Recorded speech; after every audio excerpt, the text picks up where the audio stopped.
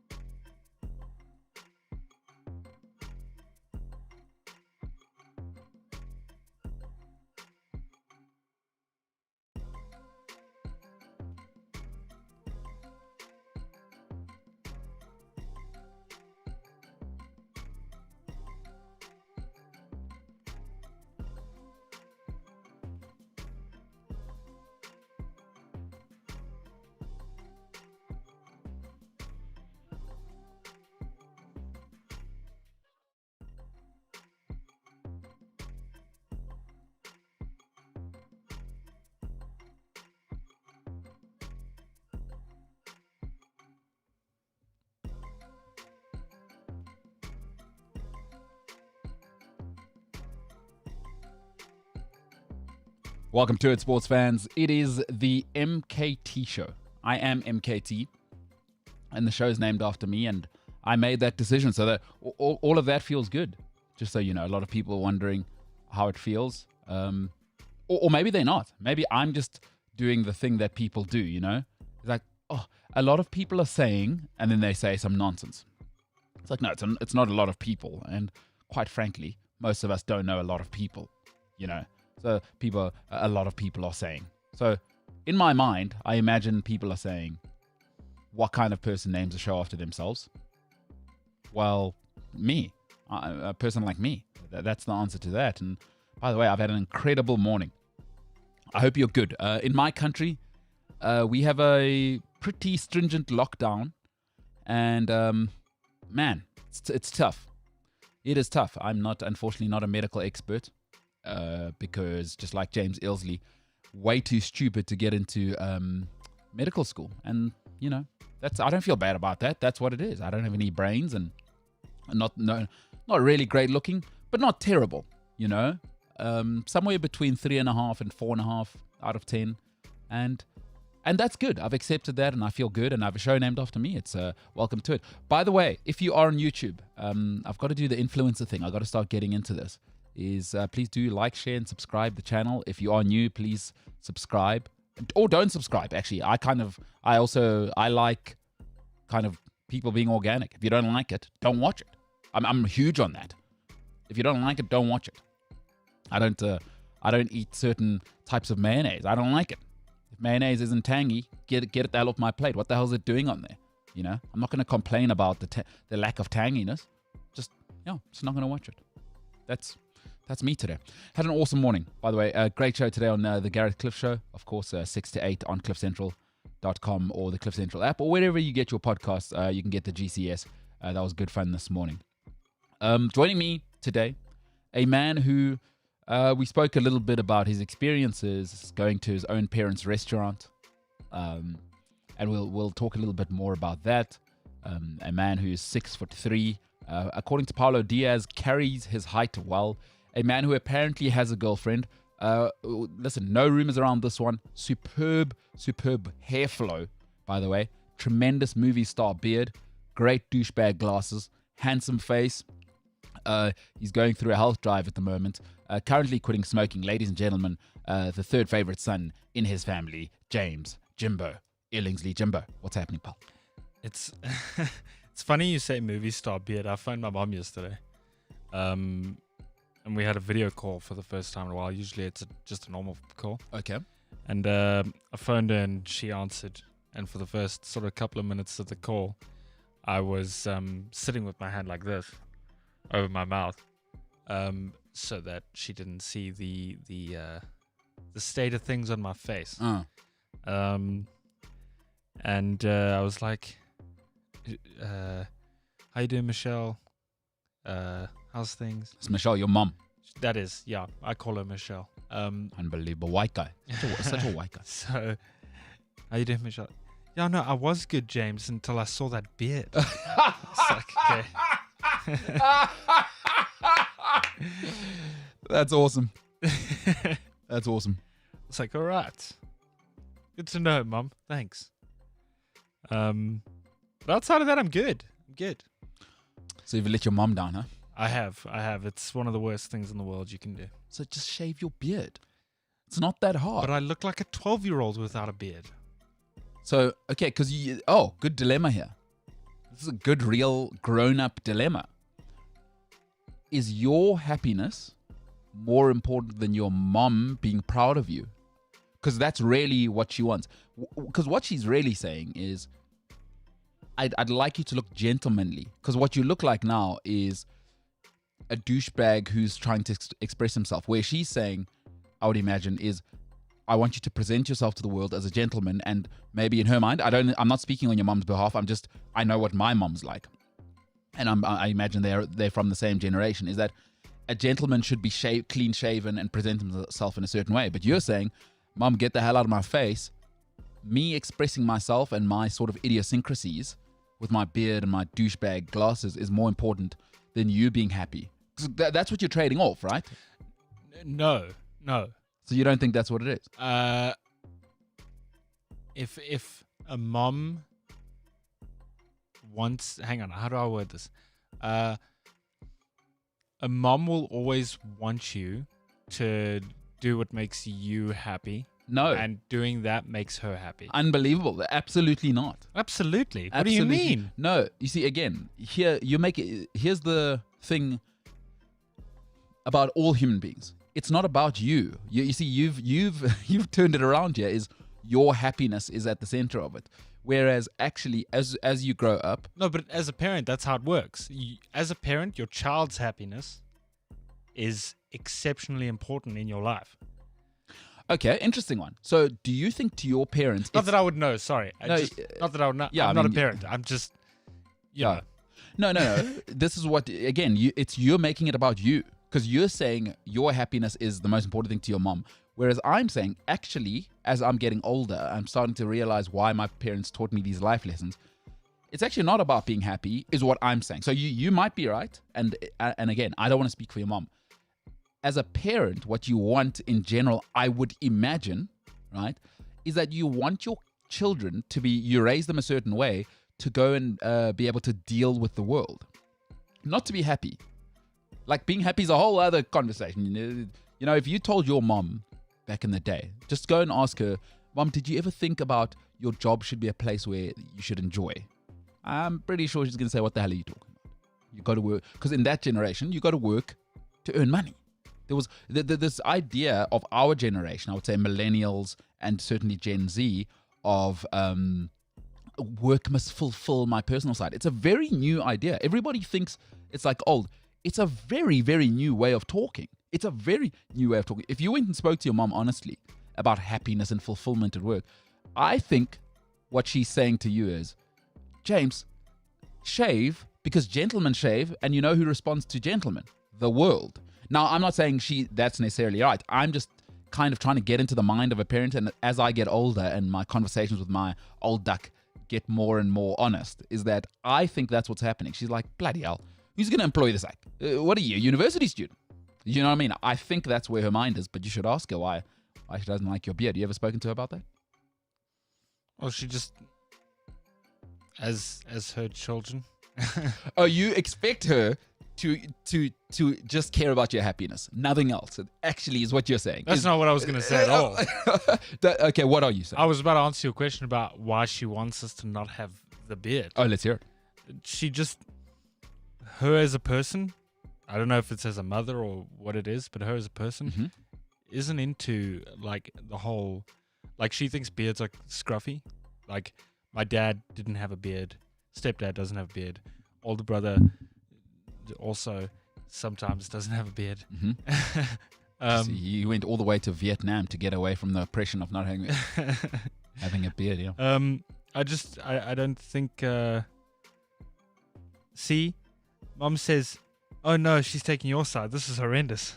She's in the comments taking your side. Oh, did she comment? Yeah. Okay, well, breaking news, James. What did she say? She said, "It's Mom. Yes, gentlemen shave and look neat. MKT is spot on." Okay, so James, again, I see what you're saying, because I was 24 once as well. So this is not me saying I'm better than. So let me tell you how it goes, James, just so you know how it's gone. And again, you know, you different generation, different era. You know, it's very difficult to not come off as that annoying older guy who thinks he's seen it all, knows it all. But I'm just telling you, I'm giving you my experience of the world. And your mom, my mom, same generation. They're about the same generation, right? Is that as I get older and I'm talking to my mom, I'm starting to realize something she's saying is that it wasn't about my happiness. Her dream is just, you must be able to deal with the world. Her aim was not to raise my happiness, and she'll say that kind of stuff. She doesn't want me to be happy, but it's kind of secondary. The world is tough, and our parents know that. They protect us from a lot of things. I mean, in our first 21 years, I think our parents protect us from a lot. What they say is, oh, okay, here's what the world responds to. Okay, cool, blah, beard. University guy, he goes to an interview with that. Ugh. What she's really saying is, be gentlemanly, not be happy, be gentlemanly, because the world responds to certain gentlemanly traits. Whether you agree with it or not, I know you're 24, you want to express yourself and go, oh, jeez, or whatever, gentleman, what is that, 1950? But she's been through the ringer, so she knows what the world will respond to. And really what she's saying to you is not be happy, it's deal with the world. And here's the thing that the world will respond to if you do it. But you're going, you know what? You worked 25 years for me to go to a great school and actually have great food and have a great life. Middle finger, get the hell out of here. You go, what do you know? Is really what you're saying. And I got to respect that, James. You know, that level of disrespect is incredible. It's amazing. Having said that, was I the same guy 10 years ago? Maybe 50 times worse. Maybe the least respectful person to my mother in my 20s. So, you know, you and your mum, you're on your own journey. You know what I'm saying, James? First of all of this from a beard. I think everyone needs to just take a second. Are you feeling the heat of it? Didn't you see me get up? I had to turn the aircon on. Yeah, you're feeling the heat of it. Okay. Guys, it's just a beard. Yeah, that's what you think. See, that nothing is just a thing. That's what you think. But actually I mean, James, what you're saying is you don't care that your mom can't sleep at night because she's worried about who is the scoundrel. Because also you must remember, I always tell people this. One thing that gives me the greatest joy, I don't know if you've ever been with your mom or dad and you're walking with you and your stepdad. I don't know. I mean, you're 6'2" now. I'm not sure they can hold your hand. Or 6'3", hey? But anyway, you're walking with them. Yeah, it's pretty clear. Like they probably go, "Hey, Michelle, is that your husband or is that your? Yeah, is that a new?" Because you are a tall man, you're an imposing figure, very handsome as well, James Ilsley. And I'm not just saying that as a joke. Very, very handsome face. I got to tell you, beard, fantastic, hair, fantastic. Is parents. There is nothing my mom loves more than when it's me, my sister, and we're walking. You know, we're walking. Doing your middle-aged white woman walk that you do, James. Hips. Yeah, you got to get in the mixer there. They love nothing more than introducing their kids to people. I don't know if you've been with your parents. And now, do I hate it? Absolutely. I'm like, Mom, let's get the hell out of here. I want to get them, maybe catch football highlights. But as I'm getting older, I'm like, okay, I get it. Because there's nothing more that brings people joy more than, like you said, their kids being functional, productive adults, from my experience. So really, that's also a big part of it, you know, is you must remember that when you go for a walk with your old lady, you're in the mall, whatever, is you're also a point of pride for her.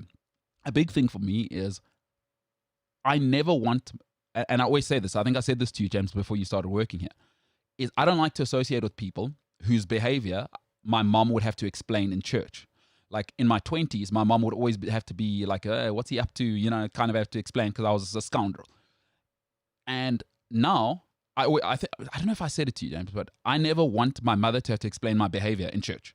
Like, I'm not a religious dude, but whatever. Like, I know a point of pride. If somebody asks my mom, "Hey, what's your daughter up to?" Like, my sister's flying, cooking, right? For me, for a long time, my mom kind of had to say, "Yeah." But now it's like, I know the point of pride for her is telling people what her kids are up to in a productive sense. So there's also that side of. It's also a reflection on the parents. You must remember is that if you're gentlemanly, maybe your mom feels like I did a good job. If you're walking around like you're gonna be on Blue Crush 3, your mom's thinking, you know, what was the point of those 21 years of investing in this guy? You know, but again, you are 21 or 24, and it's as you go through it, I think those lessons will come back. You know. So I don't want to lecture you about it. I'm just giving you another perspective from a grumpy old man like me of what's happening. It's not just a beard. You know what I'm saying? You are a grumpy old man.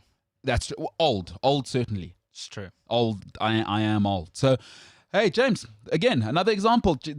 James does not care about his mum's happiness. It's all about him. And quite frankly, the work she put in every single day, toiling, going to work, going to the office, working 12 to 15-hour days, picking him up at school, sending him to a school which has created a great network and giving you the best food she could afford. James says, get the hell out of here with that. I'm doing what I want. And hey, incredible, James. Your disrespect and your levels of only caring about yourself are just phenomenal. I am a terrible person. I didn't say that. No. That's not true.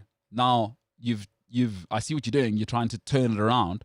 Because people are going to say, I'm a terrible person for calling you a terrible person. Let me be very clear. That's manipulative. Let me be very clear. I choose my words very deliberately. Don't paraphrase me. I'm just saying this particular people, I'm bad at this. Don't ever confuse behavior and character. Because what you've just done there is one behavior and you're saying I'm embodying your whole character with that. Absolutely not. Great human being, James. Works really hard. Very open to new information. Big time producer. Coffee influencer. And actually really, really a sweet guy. Like, honestly speaking, the very core of James, super sweet guy. Now, also human, right? No one's perfect. Doesn't care about his mom's happiness, because there was some stuff a couple of weeks ago. You can go and listen on cliffcentral.com, Spotify, or wherever you get your podcasts, where we were talking about his mom now. She's really grounded out for 25 more. How long do you think she's been working, James? How long did she work? It was 25 years at that one job. And then before that, her corporate career was how long? Between 25 and 35 years, let's just say. James wouldn't know. Because you only, a good while. Yeah, you only care about yourself. So you wouldn't even know how much toil has gone into it. So let's average it out. 30 years toiling. And I said a couple of weeks ago, his mom's living at the coast now after semi-retiring. And actually, she's still working because they're running a business with her husband down there. Is that I said, oh, okay, she must be enjoying the beach or whatever. And James was like, yeah, my mom enjoys the beach. But the disdain in James's voice, like just the thought that his mom would be taking a day off in the week and actually just enjoying it for her, maybe walking barefoot on the beach and enjoying it. It made him sick on the show. It made James sick. It's unbelievable, James. It's unbelievable. And wow. It's disappointing more than me being angry. You know what you've just done? You've gone on a whole rant about you've gone from a beard, right, to where have you gone? Actually, disrespect. It's just about the respect, James. And, it's unbelievable. But okay, fine. I need to be clear: is that don't let this just behavior embody. Or don't confuse this behavior with James's character. They're not the same thing, So this behavior, deplorable. I mean, I'd like to throw it in the dustbin. But James's character overall, superb human being so far. I mean, we've known each other 6 months, and it's been terrific overall. I would say, James, I've made a lot of bad decisions in my life, but choosing to work with you, I would say, is a positive one. It's been so far so good. Hardworking. So your character's great. I mean, this behavior though, get it out of here. The least respectful human. It's incredible because I'm trying to think. I've never done anything for anybody, right? Like I'm super self-centered. I'm trying to think of working for 30 years so that somebody else may enjoy something. And then basically what you're saying is, hey, here's a pie. I'm going to throw it in your face. Who cares? And that's what you're saying to your mom with your behavior. Because, James, you know what? We are what we do, not what we say, right? If you really loved your mom, you'd shave your beard. Because you might say, yeah, I love my mom, and then you make your excuses. But I love my beard more, is what you're saying. You love your beard more than you love your mom, is what you're saying. James, what do you think of that? I think everyone is reading way too much into it. It's a beard, guys. Everyone just like I said, take a step back. It's a beard. Do you know what that's like saying? It's like saying, I can't believe, let's say a wife says, I can't believe you slept with my sister. It was just a kiss, babe. That is nowhere near the same thing. That is the furthest thing away. That is so far away from what it is. No, because we'll do anything to justify it, right? So if your wife comes to you and says, I can't believe you slept with my sister. Unbelievable. Oh, babe, it was just a kiss. It was just a... Is it different, James? Wait, guys, it's a beard. What about the respect? I'm saying you're making it about the beard. I'm saying, okay, let's move it away from your beard. Because I can see how you want to make it just about you and you're 24, that's fine. I'm saying, what about the respect of going, I'm going to shave my beard, right? Because it's not just about me. My life is not just about me. But you're saying, Michelle, get it the hell out of here that you put in 35 years. Sorry, it's like, you put your money in this bank for 35 years or however long no interest. Sorry. In fact, we'll give you less than you put in the bank account. That's basically what you're saying. You know what I'm saying? Yeah. It's not about the beard. It's about the respect, James. It's not about you. And I want you to be happy. Don't you want your mom to be happy? Answer that. Do you want your mom to be happy or not, James? Yes or no? I'm so done with this conversation. Yes or no? The man can't even answer the question. You're treating it like Jacob Zuma here now. Stop ducking the issue, James. Do you want your mom to be happy or not? Yes or no? You're on the hot seat. Tick-tock. Do I want my mom to be happy? Yes. I mean, that's a bit of a dumb question, though. Yes or no? Obviously. It's not that obvious. Otherwise, you would have shaved your beard. Oh, my gosh. Okay, but if you want your mom to be happy, shave your beard. Because what do you think? Your mom's asking you because she hates you. Why do you think your mom's asking? Because she wants to be happy. So you're making it sound like my mom spends her days thinking about the fact that her middle child has grown a beard and it's ruining her life. And then she gets into bed and she's like, oh, please, Lord, can he just shave that beard? Yeah. It would make me the happiest mom in the world if he shaves his beard. Like, you make it sound like that is the only thing that is thought about.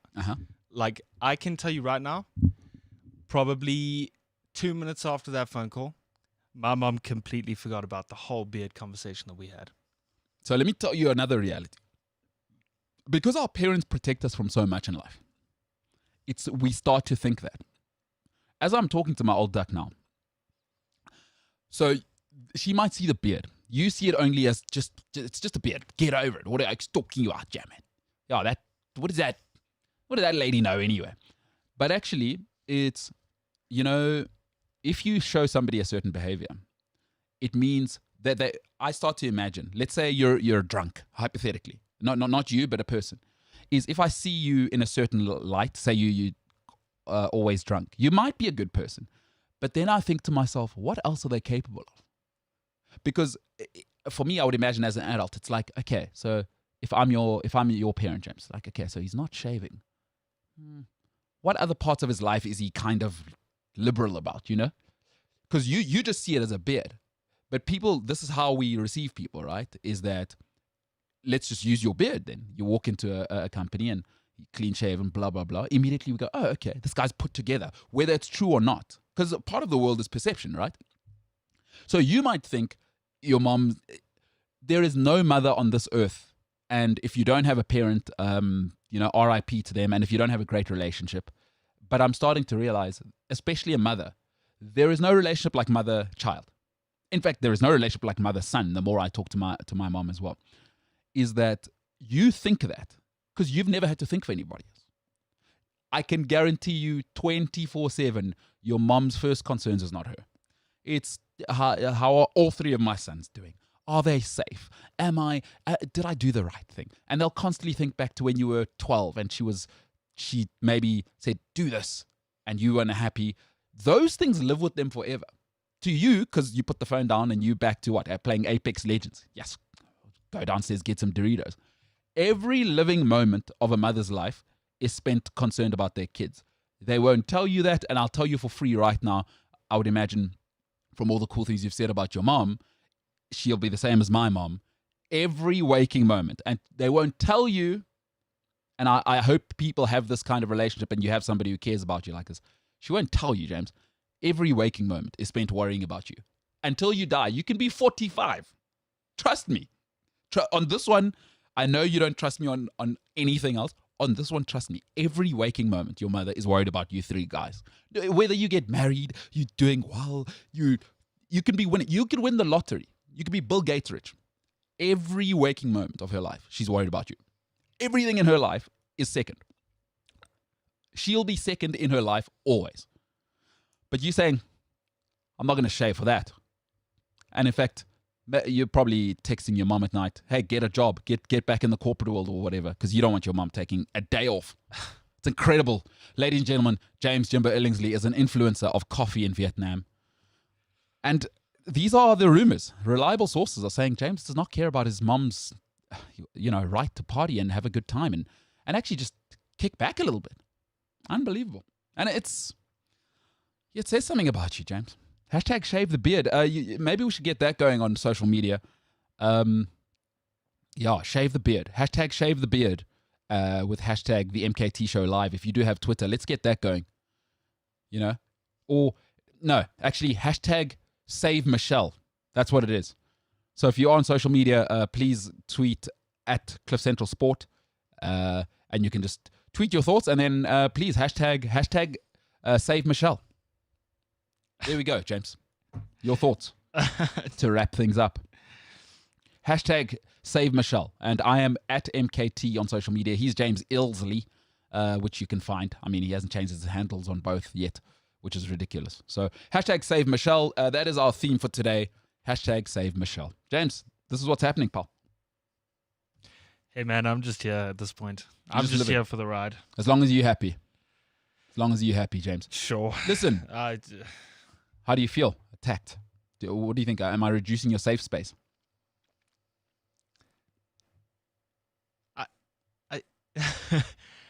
I don't actually know. Yeah, that's good. You're so numb. I just don't feel pain anymore, you know? All right, we are a sports show. Let's get to it. James's tendencies. Listen, people will have something to say. Hashtag save Michelle. Let's get that going on the socials. It is at Cliff C Sport if you're on Twitter. Cliff Central Sport everywhere else. I am at MKT Inspires. Let me know what you think. Maybe I'm wrong. Maybe I need to shut the hell up. I need to move on. I need to who the hell am I to tell James how to treat his mother or behave? Who the hell am I? Hey? So maybe I'm wrong. Let us know. Social media. Hashtag save Michelle. And it is at MKT Inspires, at Cliff C Sport on the tweet monster.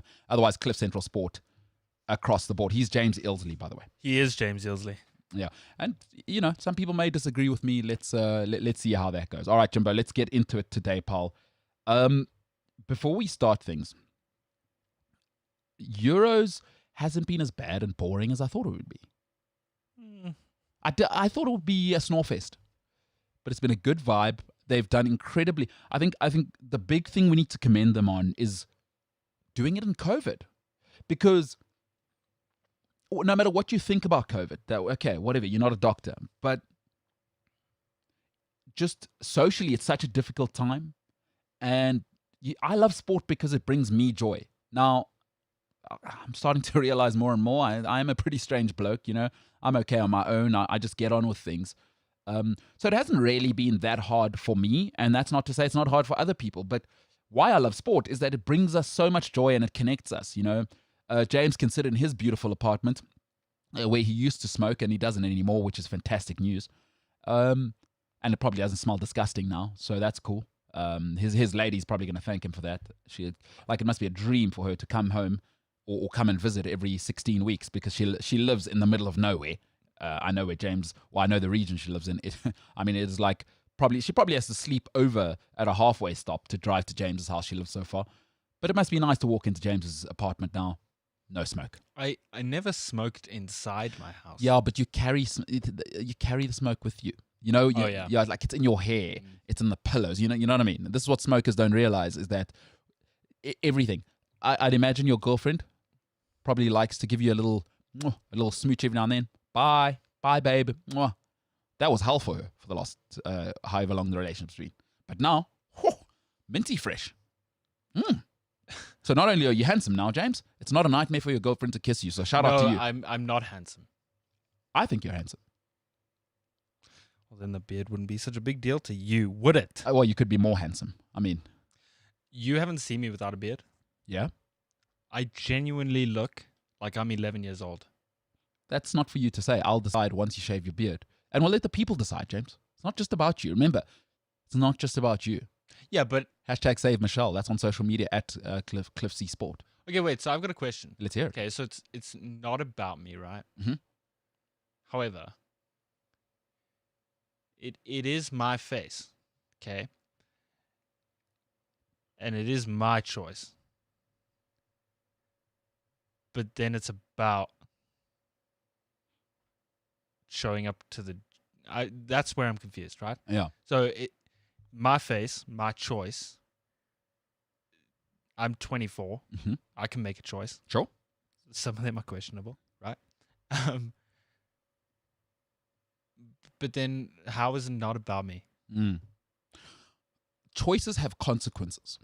Now, deciding whether to shave or not will not have consequences. I can tell you right now, it'll not have consequences.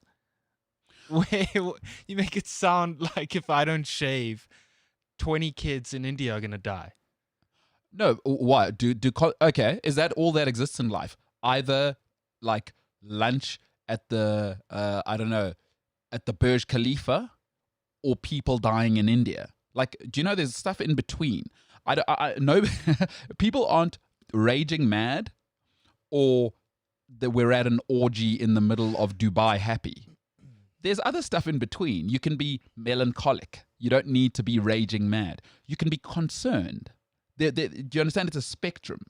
It's not just like you're absolutely happy, or my God, it's my third divorce and I don't know where I'm going to live. There's stuff in between. There's concern. There's, again, melancholy. There's, I don't know, like, will this ever change? You know, can this person? There's other stuff in between. There's delighted. There's happy. There's indifferent. It's not just, you know, the consequences don't need to be a child dying in India. The consequences can be, I'm concerned about that. You know what I mean? It doesn't need to, you don't need to say, so every consequence from some parents, let's say, okay, let's use an example I'm sure you would have come across. Some parents don't like their kids drinking. Like for me, that one's real to me. My mother never liked, because my grandfather on that side was no alcohol in the family. So my grandfather was a bit of a businessman, but the one business, and it actually caused a bit of family tension when one of my cousins opened up like a club vibe. But we're not allowed to profit off alcohol in my family, according to my grandfather. It's one of the principles. So me drinking and living that life was one of our family core principles, right? Was I was doing it. I mean, what are the consequences? It's making me unhealthy. You know what I mean? Like, it's got nothing to do with my mom. But the consequences, unfortunately, are not in your control. You might leave the milk out of the fridge, and your girlfriend might hate that. There's consequences, right? In your action, you're just like, it's my house. What are you talking about? I'll drink out of the flipping cotton, you know? There's consequences for that. You're making your lady or your mom or your brother, whoever hates it, you know, there's consequences to every little thing we do. So you not shaving your beard, there is a consequence. Maybe you don't want to face that consequence because it is a bit tough to go, I know, and it might be sarcastic, but it is making my mom a little unhappy. You know that somewhere deep down in your soul, and that's a consequence, right? Yes, because I see what you're saying, is it's all about me because it's my face. But whatever we do in life is a choice, and there's consequences to our choices. You not shaving? No, but wait, so you often say this thing about, like, it's not about me, or like you're not the center of things, or like that whole kind of thing. But sometimes those or that perspective doesn't have to be brought in. Mm-hmm. It's maybe about the concept or the logic of a certain situation. It doesn't always have to do with Frankie, you're not the center of everyone's world. That's a wake up call for you. Like, I don't know if that makes sense. Like, I see what you're saying. It's not the only perspective that has to be taken with every sort of situation or concept. Yeah. Like I say, you can look at things at like face value or logically or whatever it is, but it's not always going to be about who it's for. It would be nice if we could just control the outcomes as well. Like, let's say, I don't know, you and your brother, right? And whichever brother it is, you might think you're going to have the last apple in the fridge. And you might say, like, whatever, we can get more apples or whatever. But it's part of, let's say your younger brother, I know he's gymming now. So he might have been going, okay, cool, I need an apple after the workout, blah, blah. And he's sent it in the WhatsApp group, you know. And you eat the apple and you're just like, come on, it's just an apple. We can get more apples. The shops are down the road. You can't control the consequences of your action because that means less to you than somebody else. So at all times, which is why things like integrity are so important in life, is that you never know the consequences of your actions, right, on somebody else. They are all, every little thing we do in life, and it's hard, right? This is hard. This is what, and again, this is why I admire parents more and more. Every little thing they say to you as a child, and my mom says this to me all the time, and like we chat really openly. Every decision they take on your behalf, every time they scold you, that's a scar on their hearts because they don't but they understand that you need structure, and they understand that everything has consequences. Every little thing has consequences, from what my mom said. So in this case, I think it's an interesting example of where you are in your life. And actually, I'm really, in terms of, I think you're more mature than I am as a person in many facets, is that I am quite a self-centered person. And it takes a little bit of kind of growing up, because our parents are good examples of showing us that everything they start to do for us, and not all parents, I want to be clear, not everybody has great mothers like we've got, James. Everything they do is not about them. There comes a stage, if you look at the last 25 years of your mom's life, everything she would have done, everything would have been about you three guys. Every waking moment. But they'll protect you from this, right? Whereas you've never had to think about consequences in your life, because you've worked hard, you've gone to college, you've finished, you've gotten 2 jobs now, you're in the mix, and it's just about starting a life, And so it's all about James, and it's totally understandable. I'm just saying there is another world outside of that, and you've never really had to think about that because you've been smart enough not to have kids out of wedlock, right? You're trying to build your life. You're trying to be a better James. I'm pretty sure things like, oh man, am I making the right career decision? That you've got your own concerns, and you don't have to think about anybody else. And that's not necessarily because you're a selfish person. You just don't have to think about anyone else, because you don't have to bring anyone else up, right? No, not that I know of. Yeah, so you've never gone into the realm of, to you, I understand what you're saying, it's just a beard. But there are other things that happen with a parent looking at a beard, and there's a reason they ask you to do stuff, and maybe they don't like it when you're at a restaurant and you have a third beer or whatever it may be, You must also remember they're a person with their hopes and aspirations for you, and certain behaviors will trigger certain things in them, because in parents, it's like, wait, if they're doing that, am I a bad parent? You understand what I mean? For you might see it as a little thing, but there were things I was doing that my mom's telling me about now that I didn't even realize she was seeing as a reflection upon herself. Do you understand what I mean when I say it's not about me? As it takes a little bit of, I'm getting older and life situations to understand that, I'm part of a jigsaw here. It's actually not, it's not just me. I'm not a one-man puzzle. I'm part of a jigsaw, and how I behave consistently determines my mom's sort of contentment. Forget about her happiness, it might seem little to you, but unfortunately, the older we get, the less it has to be about us, because we're part of a web. It's not just you. And you don't get to choose that. So even though it might feel like it's just about you, an example, why I look after my health as well, is that actually I want to give my mom the best version of myself. And I'm not saying I'm better than you, by the way. We're all bad at this. There's certain things, like my mom would love me to be religious. All right? Get the hell out of here with that. I tell her that all the time. But again, that's a contentious point, and she's learned to kind of make peace with it. But that's another thing. Because why? She thinks if I'm religious, I'll be a better person. You understand? So my behavior can't just be about me, because I'm a son, I'm a brother. If I'm rolling a certain way and my mom's sitting at lunch with somebody, and let's just say I had a beard or whatever, I wish he'd cut his hair, and with her friends, and their sons do cut their hair. What about that conversation now? And they do look, quote unquote, gentlemanly. And my mom's in a conversation, well, my son won't cut his hair. And it's like, we don't see this, because our parents will always protect us from this stuff. Do you understand what I mean? Is that, and I'm not saying I'm right. I'm just giving you an insight into what's happening in my life as well right now. I'm super fortunate, by the way. And this is actually such an interesting conversation, because not everybody, I'm starting to realize, from rich to poor, by the way, this has nothing to do with just growing up like James and I as northern suburbs douchebags who've never actually had to worry about food being in the fridge. We're just a bunch of douchebags. In fact, my biggest problem, James' biggest problem was, Mom, I can't believe you bought green grapes instead of the red grapes. Get the hell out of here. Get back to the shop. You know what I mean? Yeah. So not everybody has that. And even the richest of the rich, they're not fortunate, I believe, fortunate enough to have this relationship with our parents. But when you're in a relationship, it's got to be symbiotic, and It's not up to you what your behavior represents to somebody else, you know? And it's tough. It's tough. And I do hear what you're saying. It is your face, but ultimately you're part of a causal web, and our parents will have aspirations for us and as to what gentlemanly feels and looks like. If I'm just using us as an example, you know, is that you must remember to your parents, you'll always be a child. Even at 40, you might think, oh, I'm 24 now, I'm making my own decisions.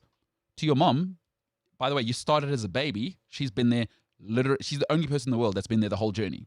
You're always going to be a baby. I know you think college, well, no, you're a tiny baby, and they'll always treat us that way.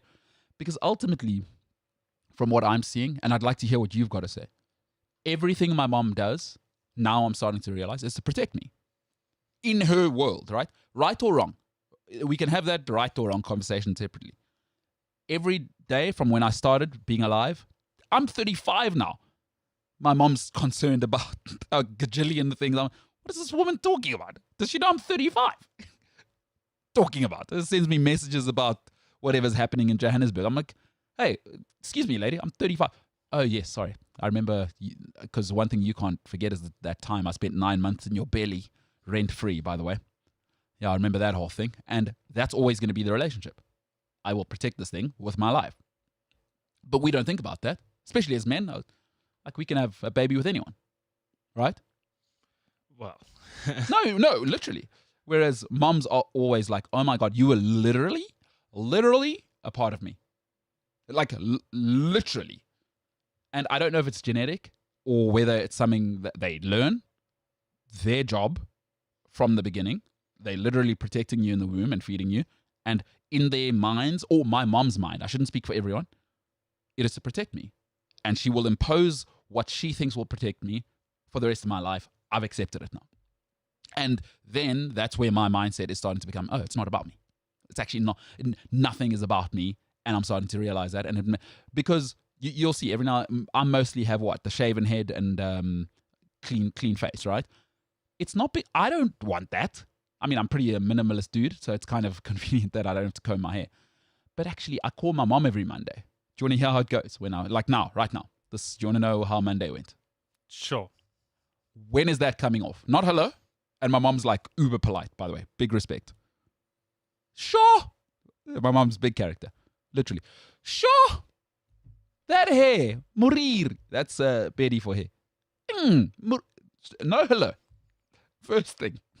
Where is that hair going? First thing. Video call. First thing. Not even hello, how you doing? And she's big into that. My mom will talk. Sometimes I have to do you have to do put it on, on speaker and go to the bathroom? That's how long the conversation is. Do you ever have to do that with anyone? Yeah. No. My mom's just like, go on and on and on. All right, I'm going to put you on speaker, put the phone on like maybe the floor outside.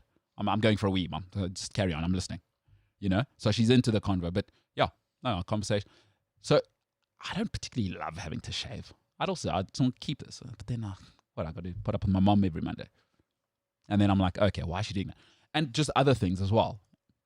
They just want to protect us, is how I look at it. Again, I'm not a parent, but I'm interpreting my mom's thing. And I've really tried to think about, why does she behave like this? I'm old, man. It's just about protecting us in the end.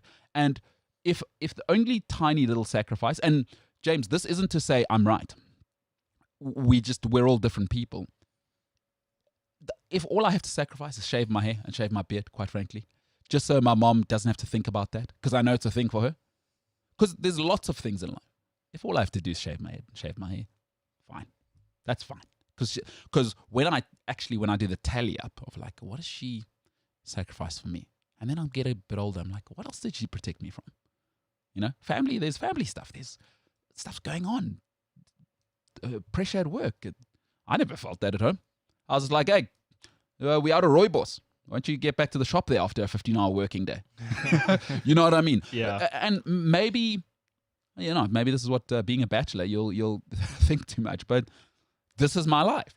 And it's an interesting one, huh? Who would have thought your beard would lead us here, Jimbo? I didn't think we'd be here. I'm not going to lie to you. Yeah. I didn't expect this for my Thursday morning. You didn't, hey? You didn't know that you wanting to express yourself could lead to a character assassination, some people might say. Apparently so. Would you characterize what I'm doing now as bullying? I don't mind if I'm bullying you, by the way. You don't even need to answer that. I will bully you into submission until you shave your beard, just so your mom could know a second of joy in this world. I don't mind doing it. I will continue to bully you. I don't know, actually.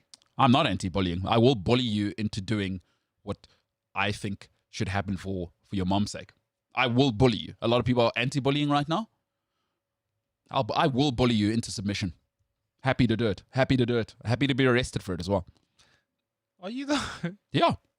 I will bully someone into doing something that I think's right. So what do I have to do? Emotionally bully you until you shave? No.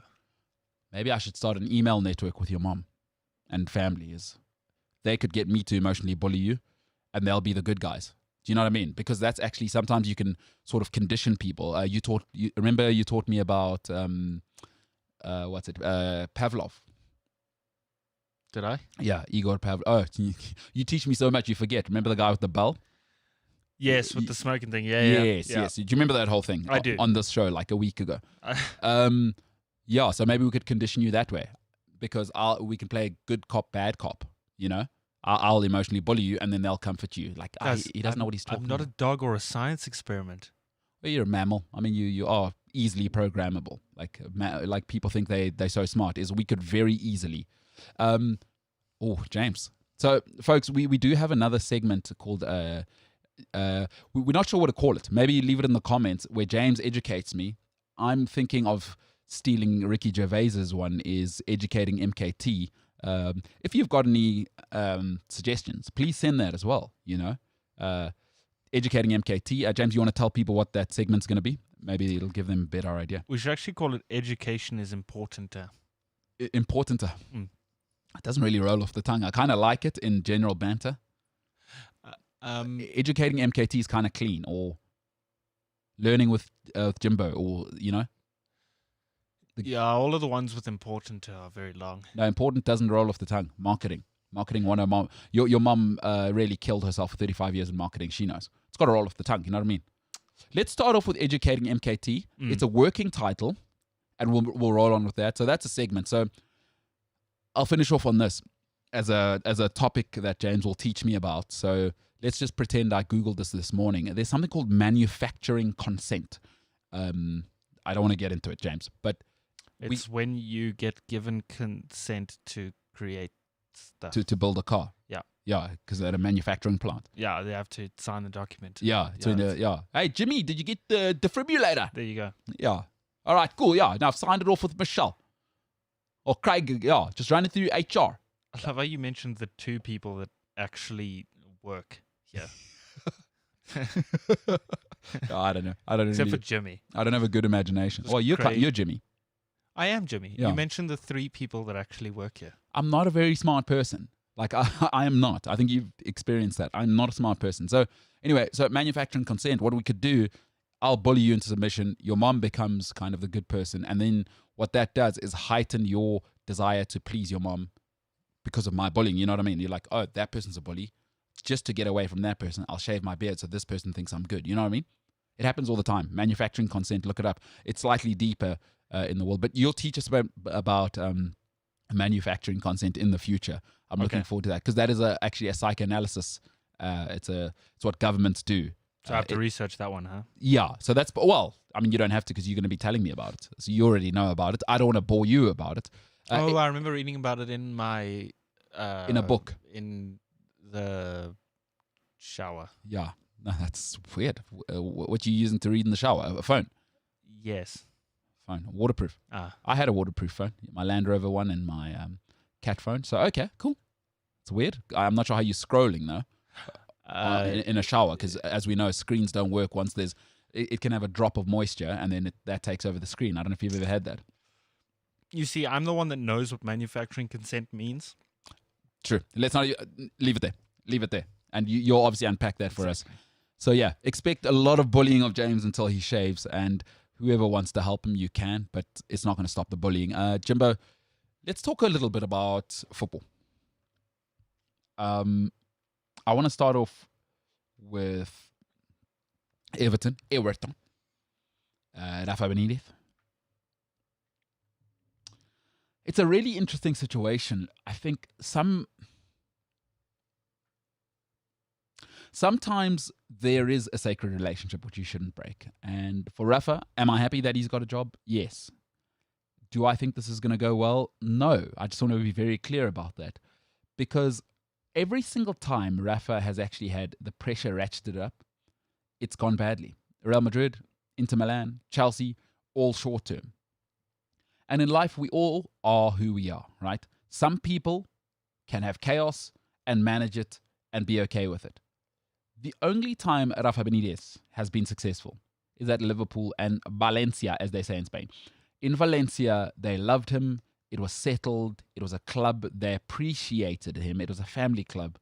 They loved him there. And of course, Europa League by this day and age, and La Liga. At Liverpool, what did they do? They embraced him and he flourished. He needs that kind of environment. Every time he's been at Real Madrid, Inter Milan, and Chelsea, those are not environments of comfort or we care about you. Both of those clubs are well known for, if you're not doing the right thing after 3 months, get the hell out of here. Don't even pack your box. We'll have your stuff. We'll send it to you. And I think Rafa Benitez needs to be very careful here, because I think if you're looking at the type of ownership, Usmanov being the second owner at Everton, that's the type of club he's gone to. The only 2 times he's been successful has been at Liverpool and Valencia, the 2 family clubs that he's been at. That's really, really important, because many of us in life need safe environments, right? We need structure. A lot of people, they find that structure actually is freedom for them. For a lot of people, structure and the corporate world is hell. One man's meat is another man's poison. Rafa Benitez has shown that when he's in an environment that loves him, he has flourished. When he's in chaotic, demanding environments with immediate results needed, well, go and look at the tape. And I'm just using the 3 big ones as the examples. Real Madrid disaster, Inter Milan disaster, Chelsea. Well, he even went and won. He won the Europa League at Chelsea, and they still wouldn't keep him. You must remember, he went and won the Europa League as an interim manager. It seems to be Chelsea's thing, is if a manager has been around for 6 months or less, they tend to win a European competition, right? It's the 3 they've won recently, that's how they roll. So I think just from a Rafa Benitez, forget the football, I think from a personality standpoint, for his own sake, Everton's not going to work. Because that's never going to be a settled relationship. It's never going to be. Liverpool fans are unhappy. Everton fans, even if it's 10% of them, don't want him. Listen, people call me rigid. And I am. My father always used to say to me, when people show you who they are, believe them the first time. I've seen what Rafa Benitez is. He needs structure, he needs support, he needs love, he needs to be embraced. When he's not, it's a disaster. This is going to be a disaster. It's going to be over come January, not because Rafa's not a magnificent world-class manager and one of the best of the modern era, but it clashes with his personality. Everton are trying to move forward, they're ambitious, and they're trying to win now. They're not trying to win in 10 years, 5 years. Rafa likes to build a project. I'm sorry, I don't see any way that this is working. I said it before, it is a catastrophic error on a personal judgment for Rafa Benitez. People are who they are. So one man's meat is another man's poison. Jimbo, you support that terrible club, Liverpool. Your thoughts on Rafa Benitez and kind of... He's an Everton manager now. I feel stabbed in the heart. You do, huh? Yeah, I do. Certain things you don't do, right? Sure. And that's one of them. Like, I'm looking at the picture now that was just on the screen, and that's wow. It is wow. Rafa, What possesses you to take that job after you know what you've done at the club across the park. You know what it's like? That's such a good point. Is that, let's say you get divorced, all right? Or you break up with your girlfriend. Let me use an example that's in your life. Or whatever, life happens. I think there comes a point where they move on, they get another partner, right? And you move on, and they'll be happy for you.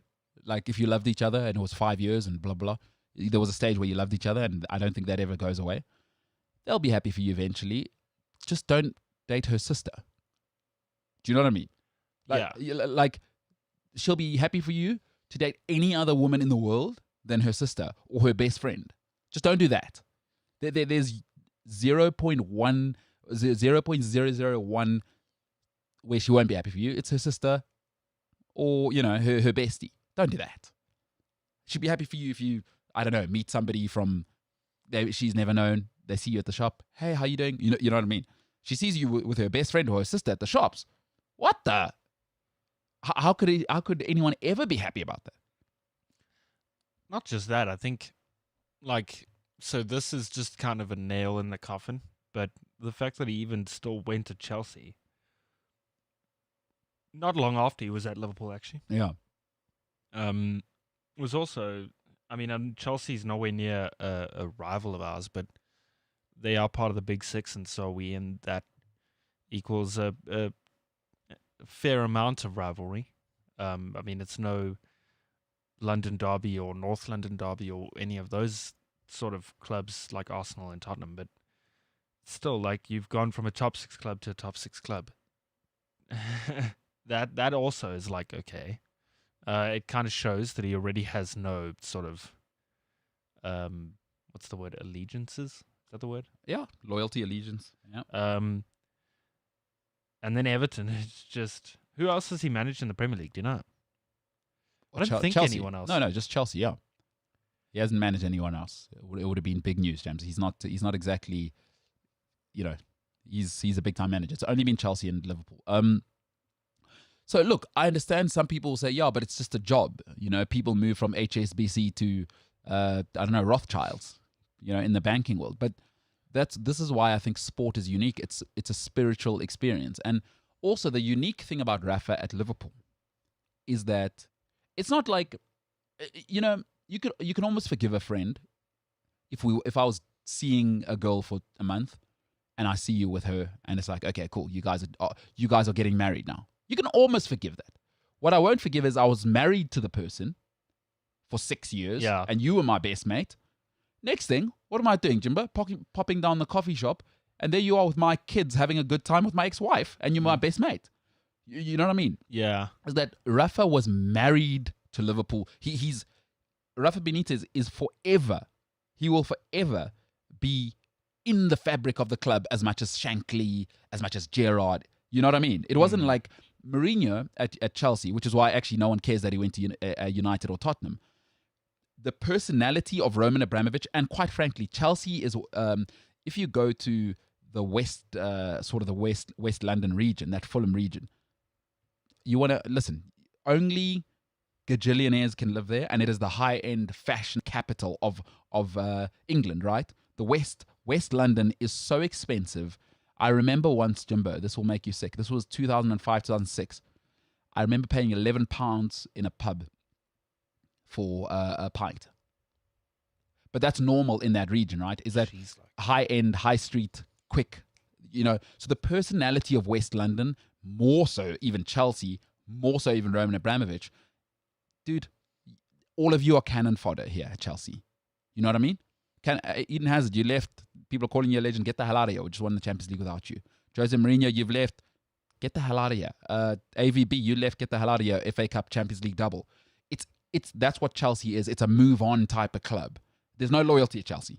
There never has been. You think back even to the days where the Italian regime came in and they kind of loved, they sort of loved bringing in the Italians. It was move on. Poyet came, move on, bring Lampard in. That's just Chelsea's personality, high-end, moving and grooving.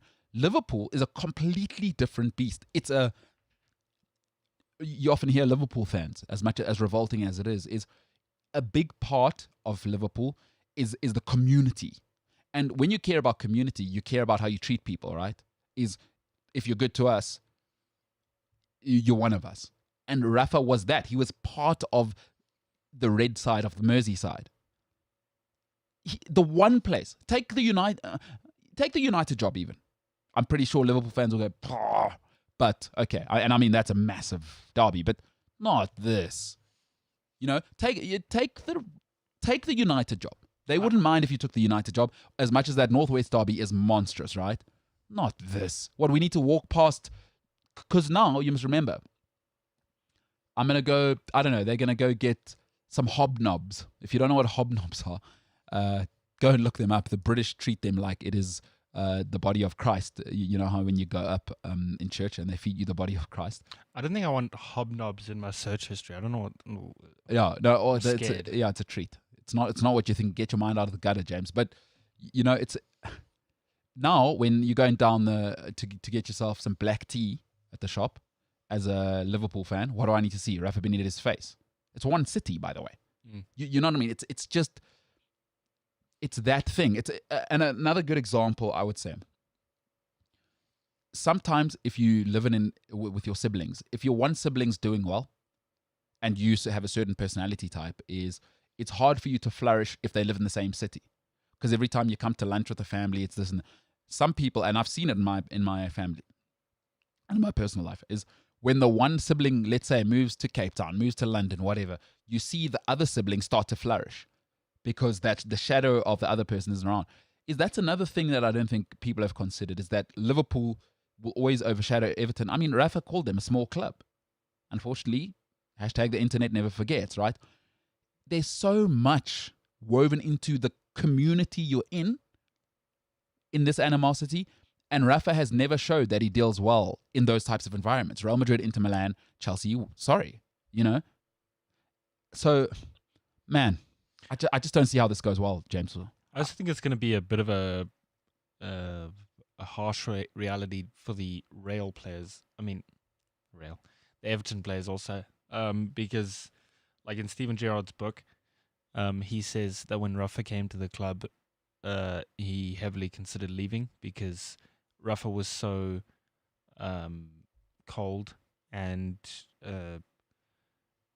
not heavily supportive of him as a player, and he felt like an outcast. And I think you can get away with doing that kind of stuff at top-level clubs, but at these sort of younger clubs where, like you say, the community is everything and the players actually feel that, I think that's where you kind of create issues, not amongst the community, but also amongst like the players and the club itself.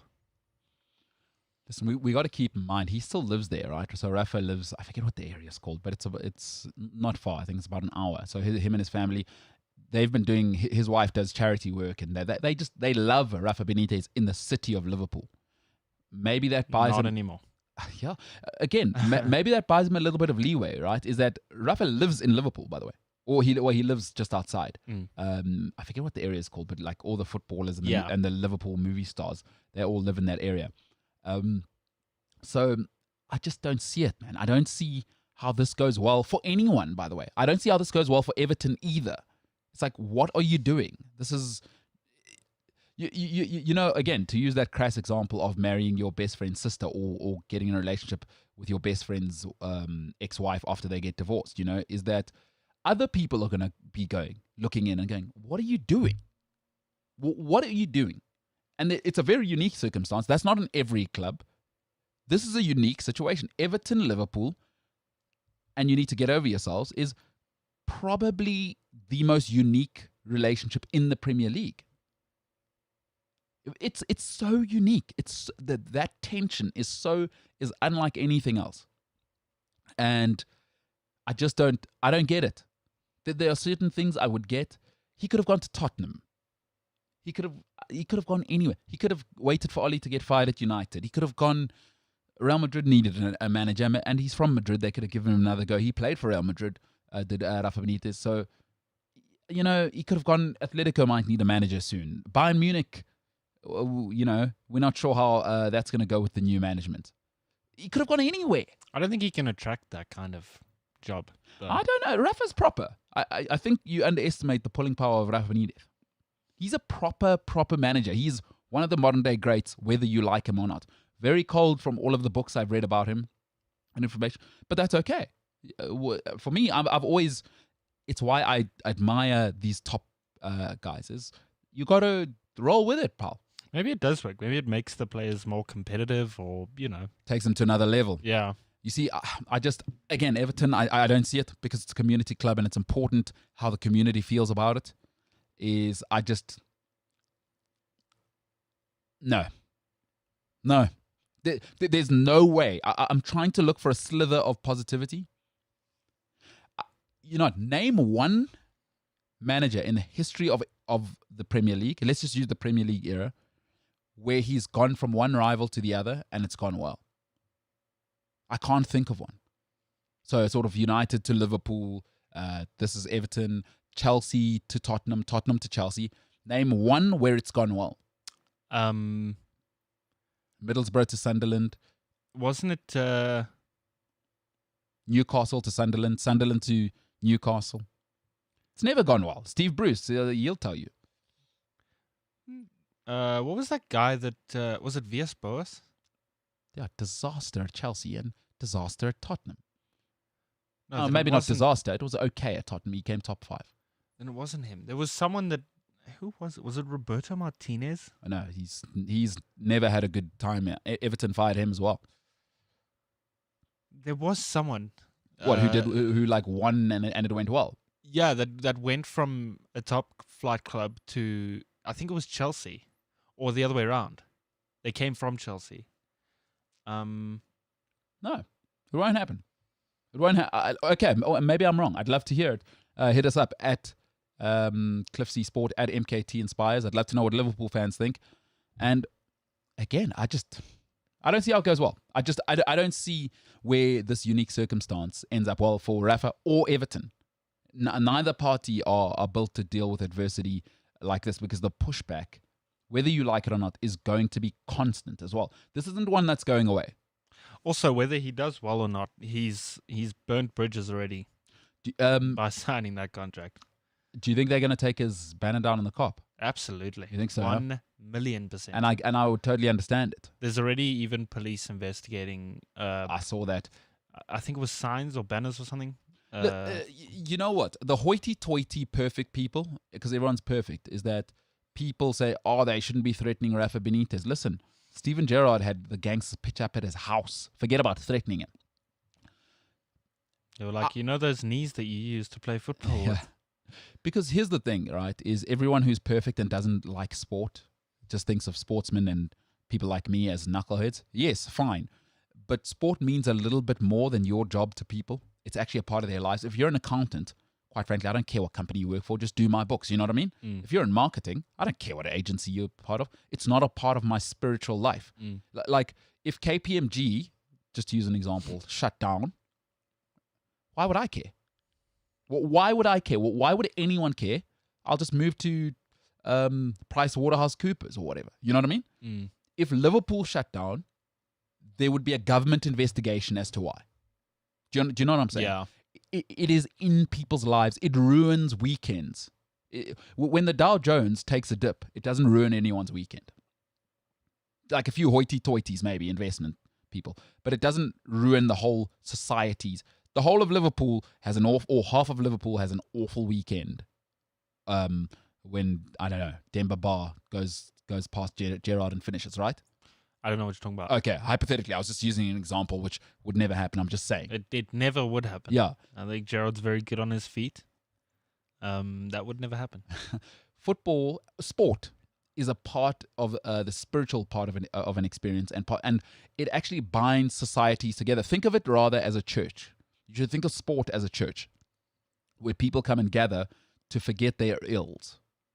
That's what football means to me. And the people who go, they can't believe some of the savagery. The guy threatened Rafa Benitez and there was a sign, right? It's like, I don't like it, but I get it because I know what football means to people. And people might say, savagery. Okay, fine. Whatever, you're better than me because I understand what football means to me and how toxic I can be when somebody says or does something against my football club. It's my tribe. and tribalism leads to, football really matters to people, and people's fingers aren't on the pulse if they feel that these people are wrong. Now, is it wrong to threaten him, his family? Okay, you can have, I'm not a moralist, but it matters. The football matters. Their clubs matter. These clubs matter to people. And I live halfway across the world, and I care about Chelsea. It ruins my weekend.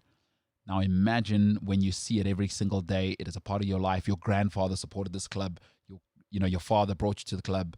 Everything you've known. People center their lives around the Premier League schedule. Like literally. Yeah. So I think the threatening Rafa Benitez thing, I don't like it, but I understand it. I understand it, and it will continue to be that way until Kingdom Come. I wonder what the reception's going to be like at the start of the season.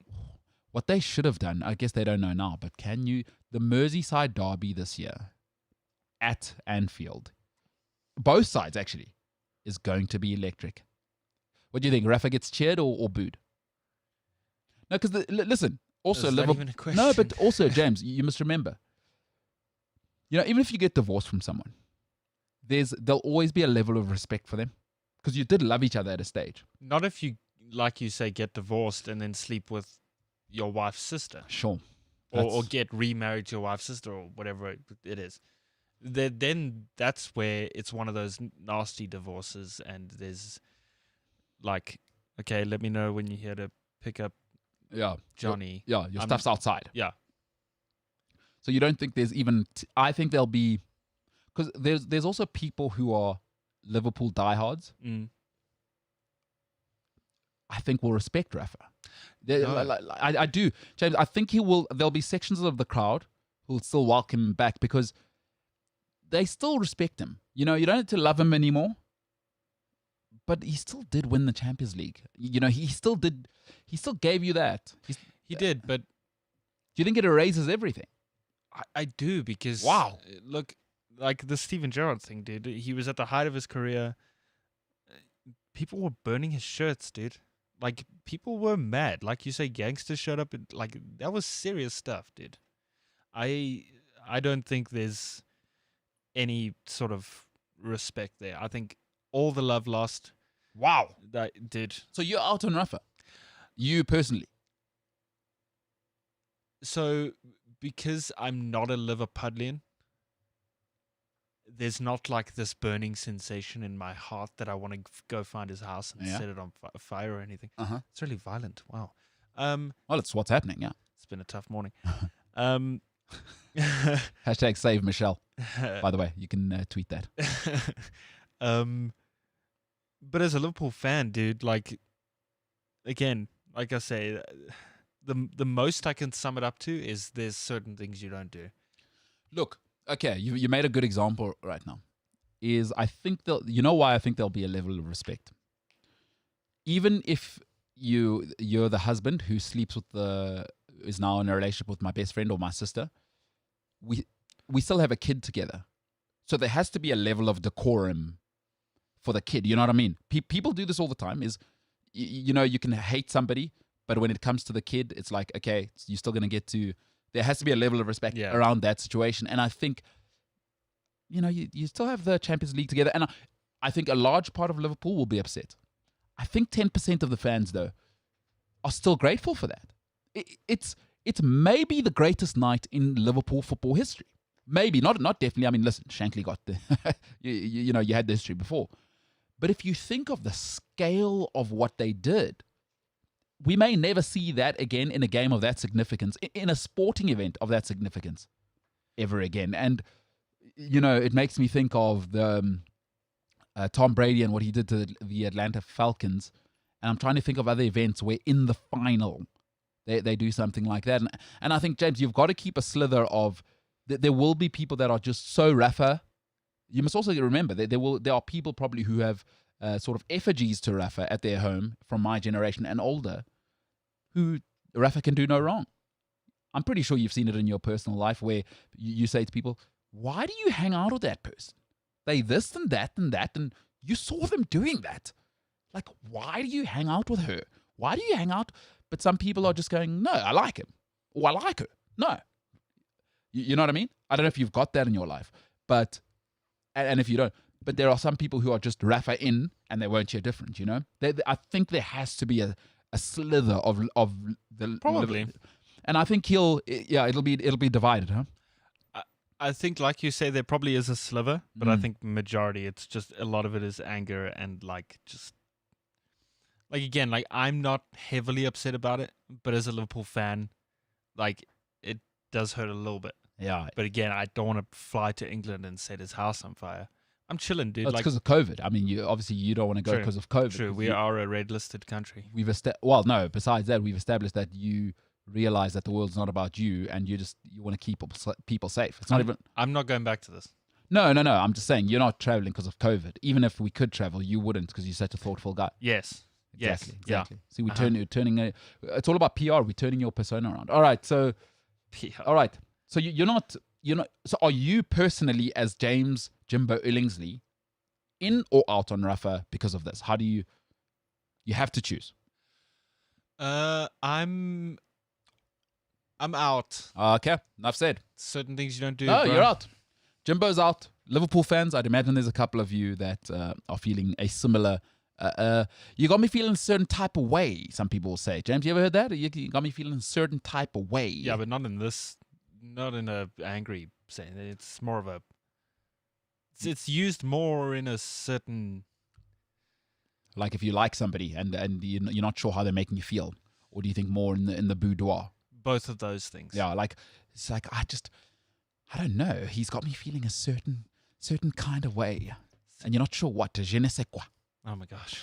You're gonna make me blush. Stop it. Oh my goodness! Listen to this guy. All right. This show is called the MKT Show, and my name is actually MKT, and we're going to take a little intermission, which is a break in the biz.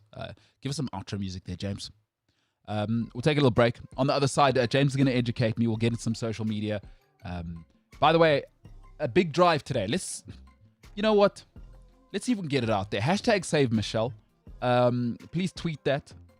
And if you haven't listened to why you should tweet that, you can listen to the rest of the show. Now, where can you listen to the show? Because you've been in an annoying marketing meeting for an hour and a half and you're like, oh my goodness, when is this going to end? I want to go listen to the MKT show.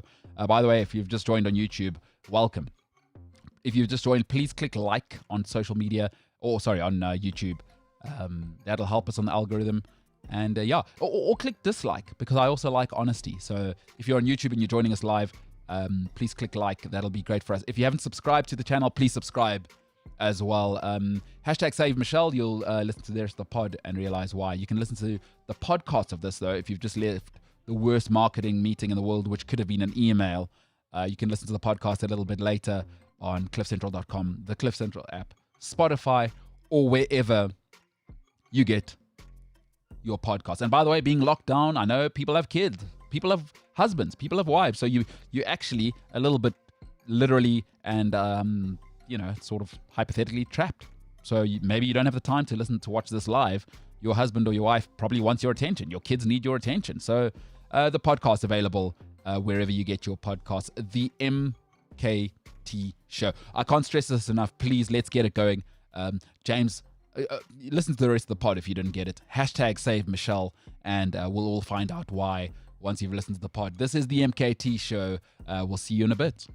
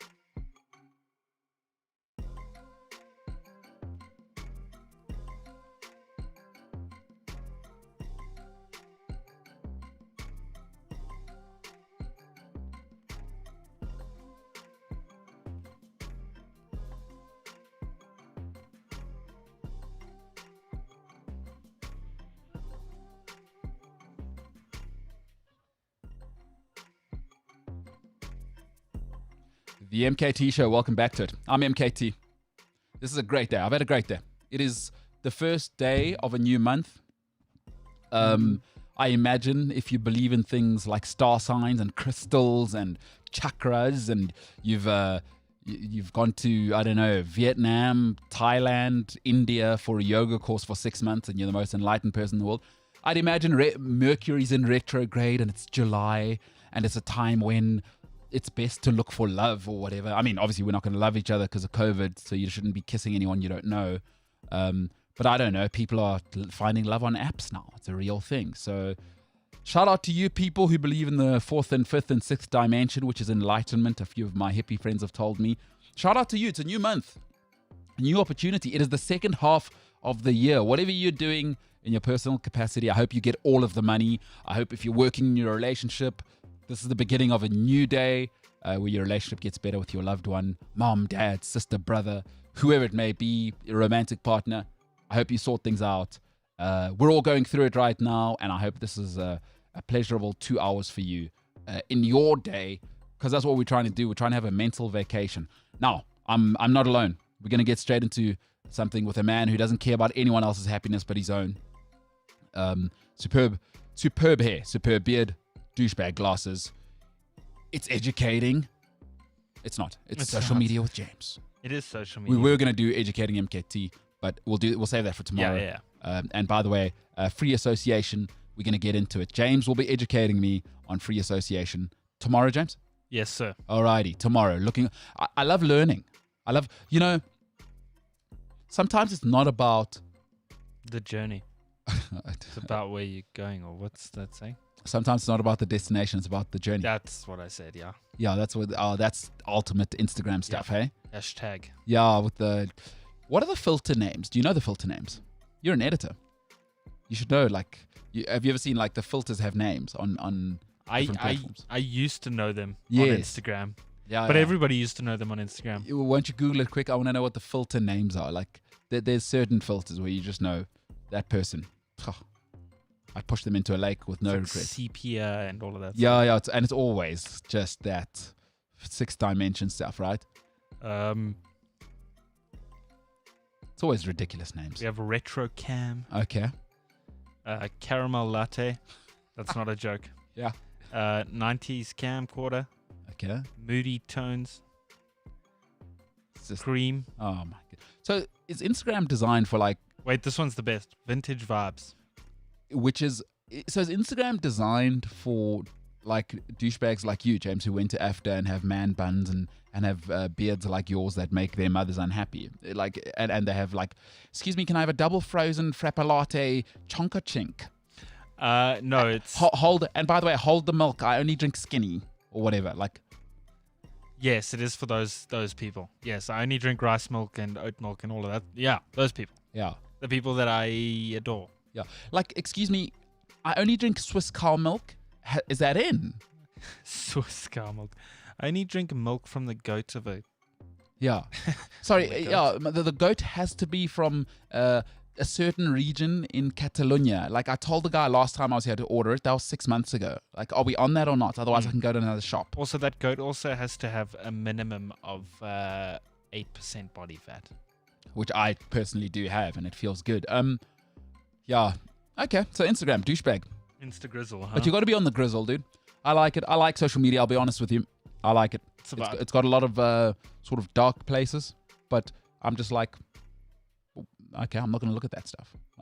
I'll just, I want to be in the vibes and connect people, especially now, dude. Don't you think? Imagine we always think this is the first time this has happened. No. Excuse me. When was the plague? We had a plague in Europe 60 years ago. And by the way, I don't mean World War I or World War II. Those are different types of plagues. As in, literally, people were wearing masks in America and Europe. Wasn't it the Spanish flu? Well, yeah, Spanish flu is one of them. But there was another one. I forget what the other one is. Yeah. But real thing. So, imagine having lockdown with no Twitter, with no Instagram. You can't see anything. Yeah. Imagine, at least now we can kind of, hey, what are people doing in America right now? At least I know that. Imagine being alone at home even with your family, it's like, imagine not being able to just video call your workmates, your bosses, your loved ones. Like, James, your family obviously left you here because they hate you because you're an Afrikaans guy. And I don't think they hate you as a person. They're just ashamed of you as being the worst Afrikaans human ever. So James's family packed up. We're going to the coast, and we'll just tell them it's because we actually want to live by the beach. Actually, they want to have boykie parties every weekend, and actually speak some Afrikaans without James's yappy northern suburbs accent, shaming the whole family. They moved down there. Imagine not being able to chat to them now, James, like over video. And imagine you couldn't make your mom unhappy with your beard over a video call, James. Imagine that world. I'm not adding to this topic of conversation. I'm waiting for social media with James, and that's what's happening. Hashtag save Michelle, by the way, at Cliff C Sport. I'm at MKT Spice. Jimbo, let's get into it. We are going to get into some social media with James. James. Okay, so the Springbok squad was announced, I think, 2 days ago. Boca. I've had a couple of things lined up for social media with James. Some of it might be kind of a little bit oldish. Dated, huh? Yeah. That's okay. So, have you seen the Springbok squad? I've seen it. But But let's go through it. Alrighty. So, Start with the fat boys up front. the front three, Mhm. Ox Nche, is it Nche? Mhm. Nche? Bongion Benambi and Trevor Nyakane. Nice. Powerful. Don't really like Nyakane. He's never taken rugby seriously. Maybe he's changing. But good player. Good player. Solid front row. Ox and Che. Animal. I haven't seen much from him. No, specimen. Cheetahs guy. No. And Sharks now. Roscoe Speckman doesn't play for the Cheetahs. Because I said specimen. And also, that's not how you say it. It's Speckman. Oh, specimen's not it, huh? Yeah. It's Okay. Speckman. Plus, Speckman doesn't play prop. Well, why did I even Yeah. say specimen? What's wrong with you? No, it's true. Honestly. Do you know what? It's a troublesome Thursday.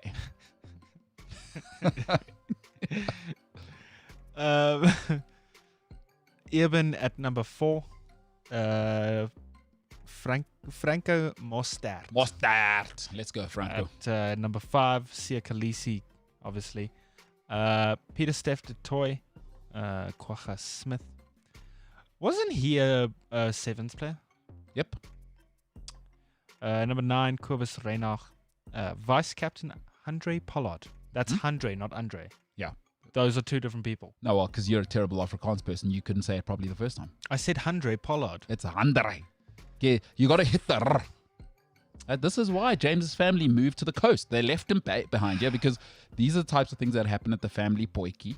By the way, James's stepdad, chef. So he's probably getting the best ingredients in the world for the poikis. James, sorry, like there's only so much they Oh could my tolerate gosh. of James's yuppie accent. This is for the worst Afrikaans names. show of my entire life. I'm just telling you why your family left you. Sorry, James, stern but fair, I think. This is the worst Okay, show. but you have to be honest. That's quite a move from them to just go, cheers, pal. No. Cheers, buddy. I'm moving on with the Springbok team. All right, sorry. So Andre Pollard's back, eh? Yeah, at number 10. Good news for the box. We need that. On the wing. I know you said this yesterday and I didn't want to mess it up. I even practiced it in the break. Afalele Fassi. I like that you've gone with the sort of English because of the PH. It's like you've made the Ramaphoria. It's Cyril Ramaphosa. Is it Apalele? That's it. Right. Apelele. Of course, often if you are closer, you'll understand that. Generally, you'll give that name to your last born because it means that those are all of them are here now. So Apelele is like they're complete, or and that's to say Apelele madoda is what you usually say. Is that okay? This is the end of the sons, or I've had all my kids. Like Bapelele Kayas, Pelele, it means we're all here, and Apelele. So yes, not a PH there sound. Right, that's my bad. All right, Fussy. Sorry. So where's he? Fussy at right wing, left wing. He is in it. I think 11. 11 is left wing. Left wing. Yeah, okay. Right? Cool. Centers are France Stain and Jesse Creel. Nice. Jesse Creel and Eben Etzebeth adding all of the arm size in the world there, by the way. In at 14 is your boy Roscoe Speckman. Nice. X Factor. And in at fullback, Willie LaRue. Willie Laraux. That's a strong team. Georgia are about to take maybe 85 here. They also have a very strong bench, like Malcolm Marks, Stephen Kitsoff, Frans Malherbe. Dude, Herschel Yankees, Elton Yankees, Damian Willemse, and Marvin. I don't know who Marvin Ori is. Cool. Hey, and Jasper Visa. Sorry. This Springbok? The Springbok Springbok squad is unflippin' believable. Listen to some of that quality of the bench. I mean, Frans Steyn isn't going to get in the team. How do you have a player like Malcolm Marks on your bench, dude? Hey, we've always... Listen, I've said this before. Our fat boys, we're never going to be out of forwards in this country. We got Zulu guys, we've got Venda guys, we've got Afrikaans to be the loosies and the props. We're never going to run out of... I mean, there's Ibn Etzebeth. Sorry, there's no other country that's going to produce that sort of... Him and Pieter-Steph du Toit. I was just about that shouldn't happen. How are they that big and that athletic at the same time? I'm sorry, the Maori guys are exceptional, but even they know that. Well, listen, once you get with Frikkie and the boys, sorry. I stood next to Pieter-Steph du Toit once. I've never felt so inadequate as a man. And you're 6'3". Honestly, dude, like genuinely, and you can even see it in the photo. The man is... We are going to have a guest on the show who would make Pieter-Steph du Toit feel like a small man, former Springbok, former Bulls player. He'll be coming up as a part of the rugby pack. So to everyone who thinks we're ignoring the rugby, we're not. We're going to develop some stuff in the background. And if you think we're not going to talk about the Lions series in the box, you are dead wrong. We've actually got a very cool guest, former Bulls player, now a Cambridge graduate. So not only now, and he's the smallest guy in his family, this guy. And he'd make Pieter-Steph du Toit look small, by the way. So you should be excited for that. And listen, to your point, I once met Skalkberger, right? My favorite player of all time. So his arms, like I've got pretty big hands. His hands swallowed my hand. Then I met his dad. And his dad's like considerably bigger than him. Like everything looks like the Hulk on his dad. I think there's extra muscles in his neck, and just his head is like the size of a microwave. His old man, like Skalkberg is a ridiculous human being, right? But then I met his dad, and I thought, this is ridiculous. This is absolutely ridiculous. How's he bigger than you? And by the way, we are producing those frikkies and skumbuzos every day in this country. Everyone in this. If we can just keep it semi-organized. Because think about it. We've won 3 World Cups, and our administration's the biggest joke in the history of mankind in this country. But we're just the athletes. I love it. Our rugby team is never going to be... okay, we had our time. But if we can just keep it semi-organized. We don't even need to be All Black organized. Right? Just keep it semi-organized. We will steamroll everyone on the rugby field, and I love it. I can't wait for the British and Irish Lions to get here. And you know, like a roller, a heavy roller in cricket. I don't know if you know. Yeah. That's what the Springboks are going to do to the Lions, and I am loving it. Friday night, 7:00. Be there or be a rhombus. Yeah. Oh, clashes a little bit. I'll have to PVR that because Euros. You know what I'm saying? Oh, that is correct. Semi-final game 1. I'm pretty sure. Will it be a 6:00 game? I don't know. I'll have to sort that out. These are my problems. That sounds like a you problem. Listen, and nice problems are still problems, right? Yes, nice life problems are still problems. Yeah, I'll have to ponder that. I'll have to figure it out. So that's the box squad this weekend. Playing? Georgia. Where? Oh, I just closed. No, I've still got the tab open. I think it's at Loftus, actually. Yes, it is. Loftus Versveld. Friday, 2nd of July, 7:00. They're going to get steamrolled. Listen, you know what the box do is we don't... we take people to the Highveld because of the altitude. And generally, Springboks, last 15 minutes of a test, unstoppable. Love it. Question. Are fans allowed at these games? No. Okay. No fans. Okay. You ain't got no fans. Oh, yeah, it says no spectators allowed. Yeah. Oh. Yeah. Because the second test is at Ellis Park, dude. Yeah. Springboks at Ellis Park is just... Ellis Park, and then where do we finish at Loftus? No, it's a 2-match series. So let's... 3-match series. There's 2-match series. We'll have Cape Town. I think it's Cape Town. No. They've only got the 2 fixtures here. Springbok tests against Georgia Friday, 2nd No. July. Sorry. July. I thought you were talking about the Lions test. Okay, so the second one is Ellis Park. Ellis Park, 9th of July, 7 o'clock. Smart. Don't want to travel. You don't want players in planes, right? Is obviously because unlike James, we are thoughtful. We don't want guys mixing with COVID spreaders. Speaking of planes, the British and Irish Lions did start their journey to South Africa. I think yesterday it was all over Instagram. Them on the plane and stuff. So they're on their way here probably to Let's go. climatize and COVID and all those things. Listen, it is the greatest tournament in rugby. It's the most important event in rugby. The British and Irish Lions is the most. Don't give me the World Cup. This is it. It happens once every 12 years for each country, once every 4 years, obviously, on a cycle. But it is the most important event in rugby. It is far bigger than the World Cup, in my opinion, and cannot wait. Cannot wait. Every test is good. 95% of the matches in World Cup rugby are a snorefest. This is the pinnacle of rugby for me. Cannot wait. I Last love World Cup was pretty good. it. This every test, it's the best of the best every time. This is the biggest event. Once every 12 years we get it.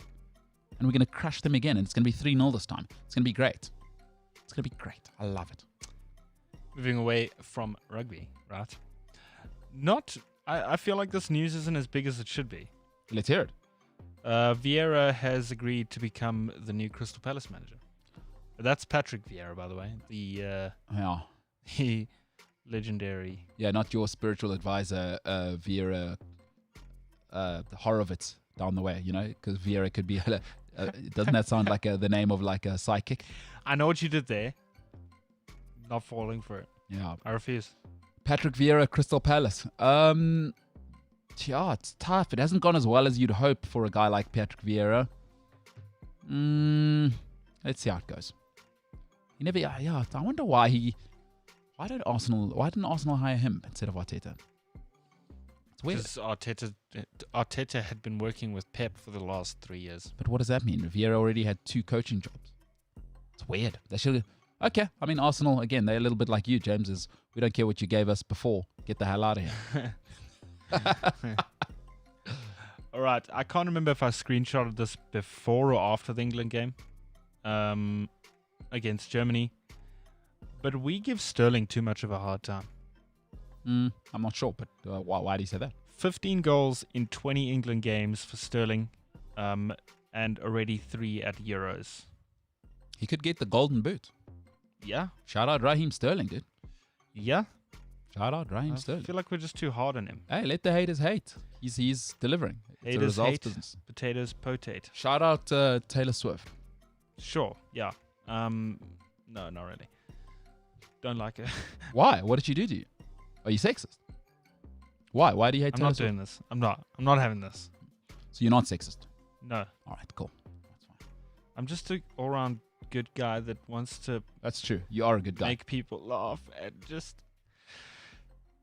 Oh my gosh. Annoying, but a good guy. Okay, before I get to Euro stats, because I want to just do a quick rundown of the stats so far and who's ahead for the Golden Boot and stuff. I want to tell you about something that you may or may not have heard about. Let's do that tomorrow because it's game day tomorrow. What, the Euro stats? Yeah, the Euro Okay, stuff. Yeah. let's do that tomorrow. Just saying Spain's on top of a lot of these lists. Oh, my God. That's my boys. Adrian Rabiot's mom, did you hear about the controversy with her? No, but he is an interesting figure. So, Adrian Rabiot's mom is also his agent. She went on a 20-minute rant after France's loss. She called out Paul Pogba for what he did in the match and told Kylian Mbappe's dad to reframe him and make him less arrogant. After Mbappe's penalty miss, she also reportedly said to the family, "It's embarrassing how he struck that for a player of his level. He hit it too lightly. I hope you're going to scold him." And then pictures were released of them in the stands. And you can actually see her leaning over and speaking to Mbappe's parents. And just going off at them. I mean, you could make that up. Like, how do you know what did she come out and tell people that? How in a stadium full of 60,000 people can anybody hear exactly what she's saying? Who's reporting that? Well, she went on a 20-minute rant. Where, on TV? Yeah. Really? On networks, yes.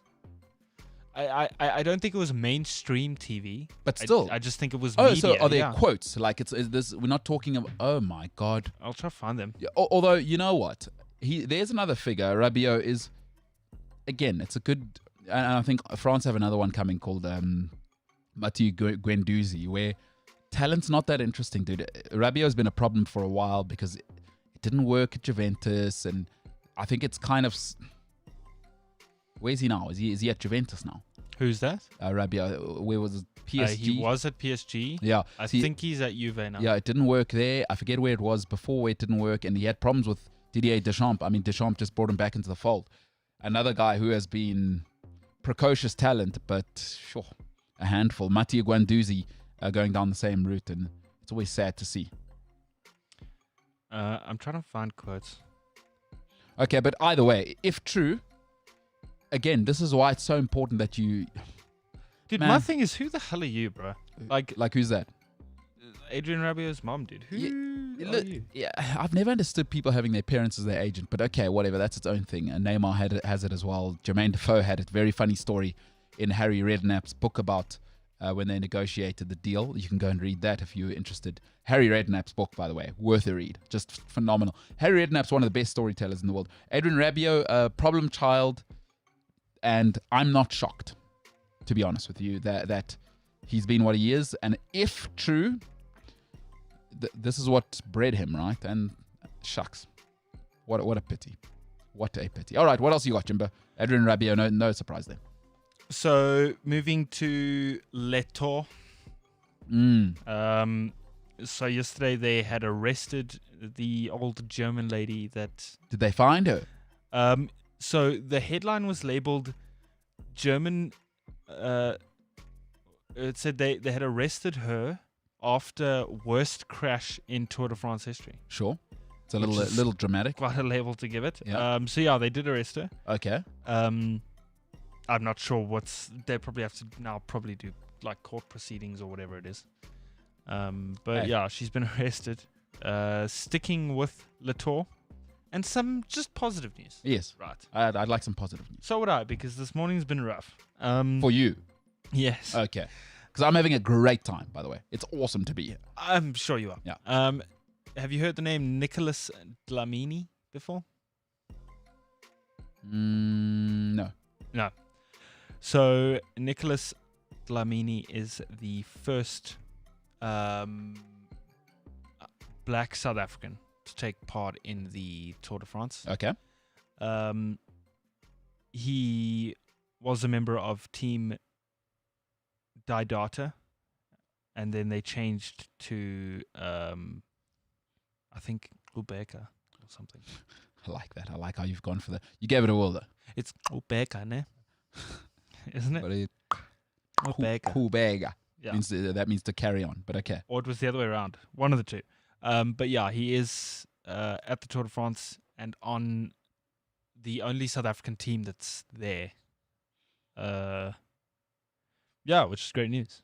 It is great news. I think this is always a touchy one. I think because I'm not really into quite frankly, I don't really care what your skin color is or whatever. It doesn't really matter to me. It's are you valuable to society and are you respectful? But it is important. I guess when you're being a grown up about it, it's kind of like women's football being important, women officials and women doctors, and these people are important because it's important that heroes look like other people. If you're a girl and there's a woman scoring a goal from 30 yards, you need a hero that looks like you. I know from my own life experiences that if you're around people that look like you, and that's maybe, I don't know if it's hardwired. I actually don't understand the psychology behind it. So it's a fantastic thing for, number one, I'm always happy for people's families when they succeed. Also, a little bit presumptuous of me. I don't know if he comes from a poor background, but if he does, or no matter what background, super happy for his family, first and foremost.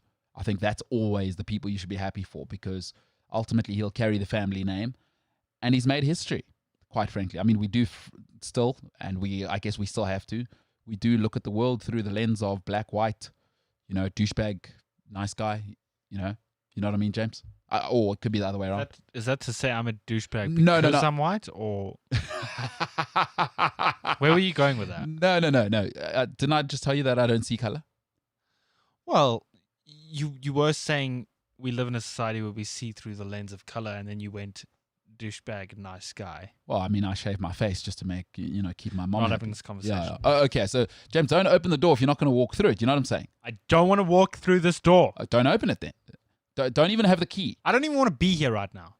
Oh my gosh, he's struggling so much. James, stern but fair, right? I just want to be Safe. alone, crying in my room. Well, what's the song? I want to know what love is. I want you to know. Show me. It's show me. Oh, I want you to show me. Yeah. I want you to show me. My singing's better than my memory. Whoa. Yeah. So, yeah, listen, magnificent moment. I think that sport is, and this is not a color thing, that is an elitist sport, right? Is most of us, you and I, Jimbo, right? And we have had great lives, let's face it. Compared to 99% of the world, you and I being born middle class, right? We have had great lives. But that sport excludes even you and me because the bikes cost what? Who's got $10,000 just for the bike and then you got to maintain? It's a car. It's ridiculous. Anyway, my point is, it's awesome to know. And, the world's hard for everyone. We need hope, dude. No matter where you're from, no matter gay, straight, whatever, people need to see people like them succeeding just to give them hope. Because 1% of us will eventually make it to these really, really high seats. There aren't enough seats at the big table for everybody. But I think it's magnificent just to have hope, just to say a South African can do it.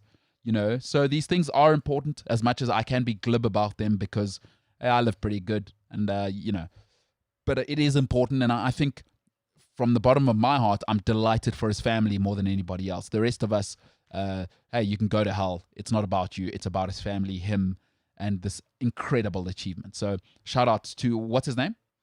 Nicholas Dlamini. Dlamini. Oh, is he from Swaziland though? Because maybe his, King Swati on the run right now. The Dlaminis, if you're from Swaziland, you are in a situation right now. It is real in Swaziland. I got some friends there. It is going down. I was hoping you were going to keep talking. The king is conspicuous by his absence. It says growing up in Capricorn Park, Cape Town. So no, not an ideal place to live. I don't know. He also took part in the 2019 Volta. La Vuelta a España. Okay, so he's in the mix. He did the Tour Down Under in the 2018. Okay, so he's in the mix. But listen, Capricorn Park, not a place you want to live. Believe you me. No. James, softies like you and me from the suburbs, they would break us in a second. It's true. Okay, so he's from that background. My disgusting presumption was correct. And I couldn't be more proud because what will people say? He's from our community. Yeah. If he can do it, maybe there's another young man living in Capricorn who will look at him and go, or lady, and go, okay, it may not be cycling. It's like, oh, wait, if he's doing it, we know him. Why can't we? And we know his family. So shout out, dude. That's to this Dlamini in particular, awesome. To the Dlaminis in Swaziland, not so awesome right now. I read the other day, he said he chose cycling to stay out of the gangs in a community where kids are very susceptible to becoming part of gangs and stuff. He chose cycling as an escape. And now he's at Le Tour, dude. Capricorn Park, not a place for softies, James. You and me and your swag hair there. It's good stuff, dude. So shout out to him, dude. Dlamini. #Dlamini. What a guy. And then the rest of my social media with James, I realized while you were talking, has to do with build up to the England game and a couple of stats and past meetings and stuff like that. So those are pointless now. I don't like to live in the past. There is no yesterday. There is only now and tomorrow. Well, remember I told you that I did have quite a lot of social media with James. I realized because the game's over, we can't really. I've let it go. I've already let it go. Let's move on to some comments before we get the hell out of here. You know what I mean? Let's do it. All right, let's see what the peeps are saying. I got to find where to start. Oh, there. Okay. Senzo says, no, James, moms don't care about our happy. I don't really want to do this all again. James. Read the comments. It's not. Do this again. Oh my goodness, James. This is like the beard thing. It's not about you. No, James, moms don't care about our happiness. It's about how you make them look to the world, aka keeping up appearances. I'm not going to comment. Can we just go through this section and not comment? James, please. just read the comments. Not about you. There's people who give up 2 hours of their day to listen to two idiots talk about sport and other things. So please have some respect. Zapeta says, Umbrello, there is compelling evidence where James stands with regards to his mum. Him calling her by his name is just the clincher. Yes, I know it's a white thing. So there you go, James. All disrespect is basically what Zapeta is saying on my side. But okay. Nico says, I'm sorry, you will only say shave if you can't grow a beard yourself, and calling your own mom on her name must be white. Johannesburg posh guys, nowhere else have I heard that. Okay, James, you said I was bullying you. This is 4 out of 4 now. And I think your mom commented a little bit earlier, so that's really, let's double that one. It's 8 out of 8. Belelo G says, I don't think it's a Johannesburg posh thing. I'm from the Kasi in Muffy King, and I call my mum Sis B because everyone calls her that, and the age gap is 31. So that's, what are we on? 5 for 1. That's 8 for 1. 8 for 1. Yeah. Although, I mean, this Mbulelo G probably needs a sucker punch in the throat, you know? Not my place to say. Senzo says, Mbulelo, Jeremy Clarkson, and Piers Morgan should form a WhatsApp group. Very funny. What's it? Clarkson, Chelsea fan. And funny. Piers Morgan, Arsenal guy. Sorry for you. Big Arsenal guy, by the way. Yeah. Not really into Piers Morgan anymore. He was good in the beginning. I hope you weren't into Piers Morgan in that. He was good. Good journalist. Nope, didn't pick that joke Good up. interviewer. You didn't pick up the joke. What's that? Arsenal. Okay. Not into Piers Morgan? Yeah. I said I hope you weren't into Piers Morgan at any point.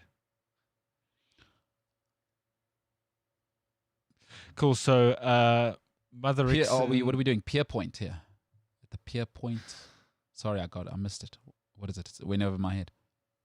Talking about Arsenal. Arsenal Point. No, nothing to do with point. Into, okay. Yes, Arsenal. Gay joke. Get it. Move on. Nailed it. All right. Good Lord, you can take the horse to water. Fork me. Jeez, you kiss your mother that much. I said fork me, by the way. Yeah, I mean, jeez. Because you're Afrikaans, James, by the way. What does that mean in Afrikaans? If you said that to an Afrikaans family which you're a part of, that would be a swear word. No, it wouldn't, because the word's different. I said fork, as in the utensil. The word in Afrikaans is not fork. It's a shorter inflection on the O. We're not swearing on the show, so I'm trying to...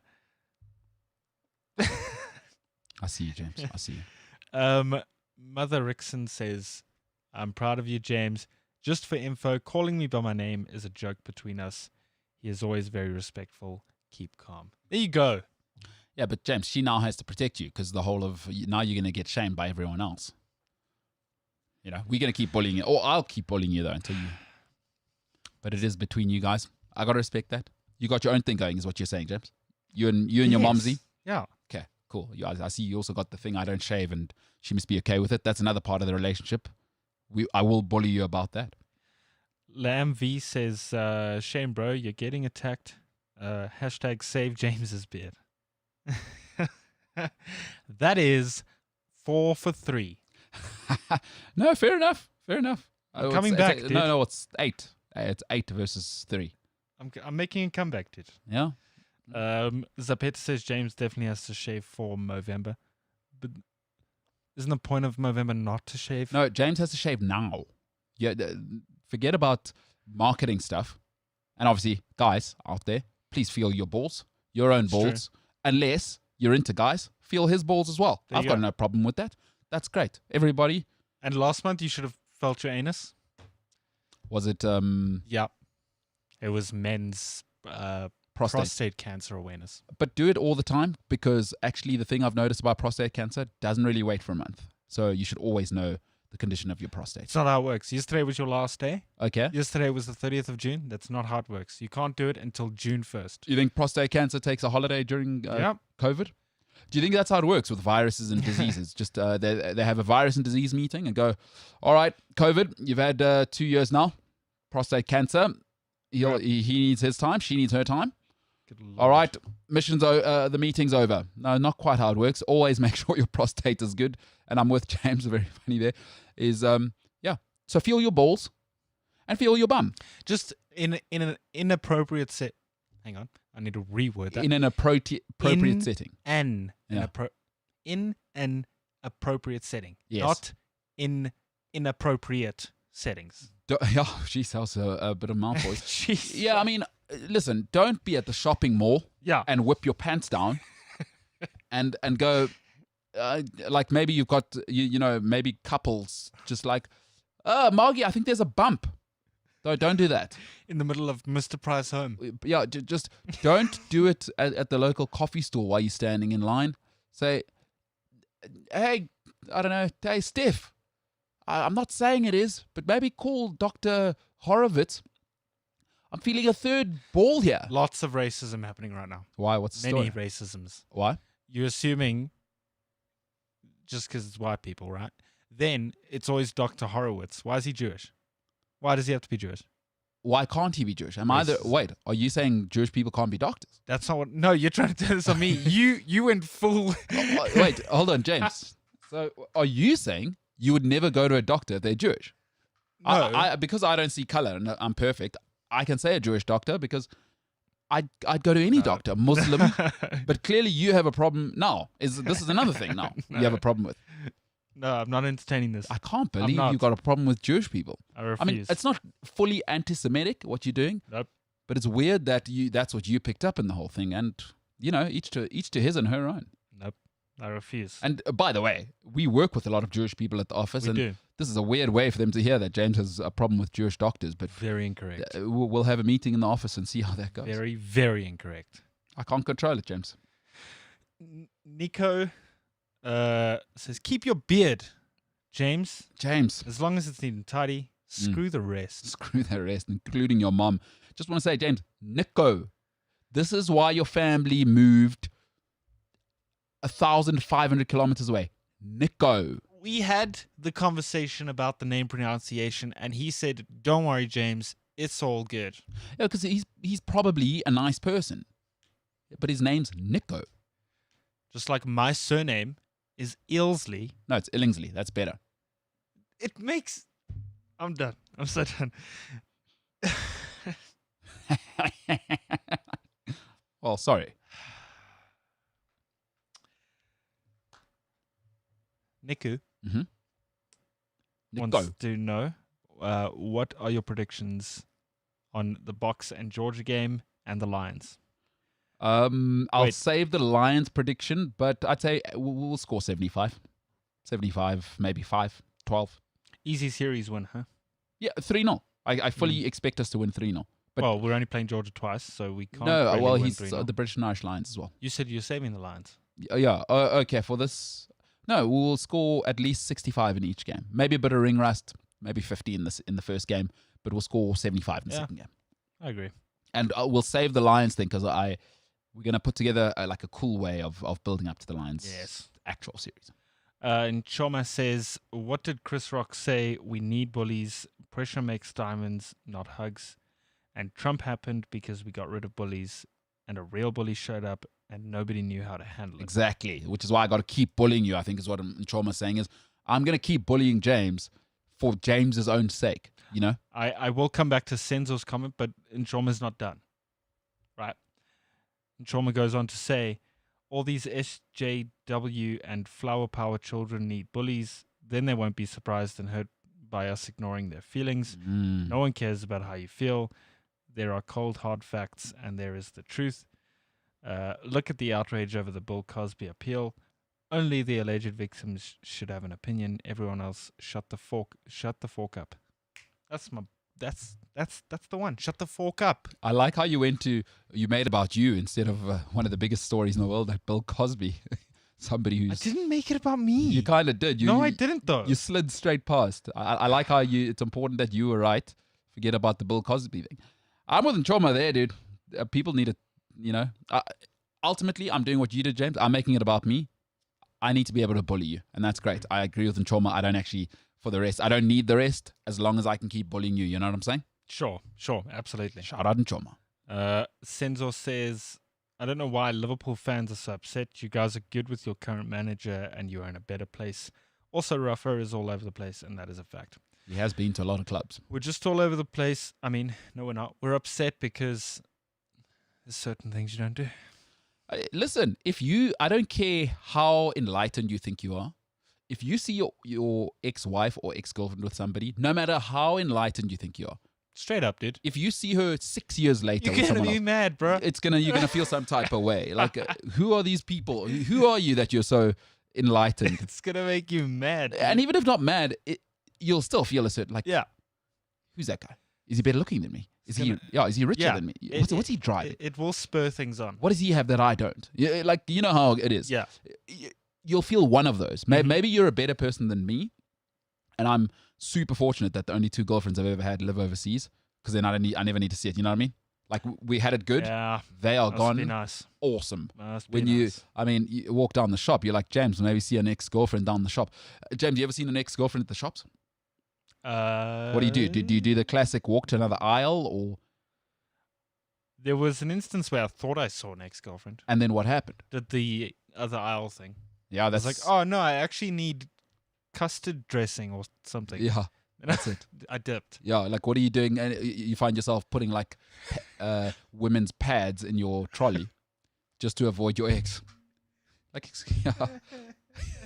And then you got to justify it to the cash out lady, because now not only are you under the pressure to be Yeah. in another aisle, you got to get out of there. Yeah. Because what if she sees you? Mm-hmm. And did you think you saw her with another guy, or was it just her? With her mom. Oh, even worse. Yeah. Because here's what white people do Her in mom my also country. knows me, by the way. Oh, heaven have mercy. Because in South Africa so I just want to explain the dichotomy. In my, like, sort of black families, like, my mom's super liberal, but the rest of my family super conservative. You don't bring home, like, white families in South Africa.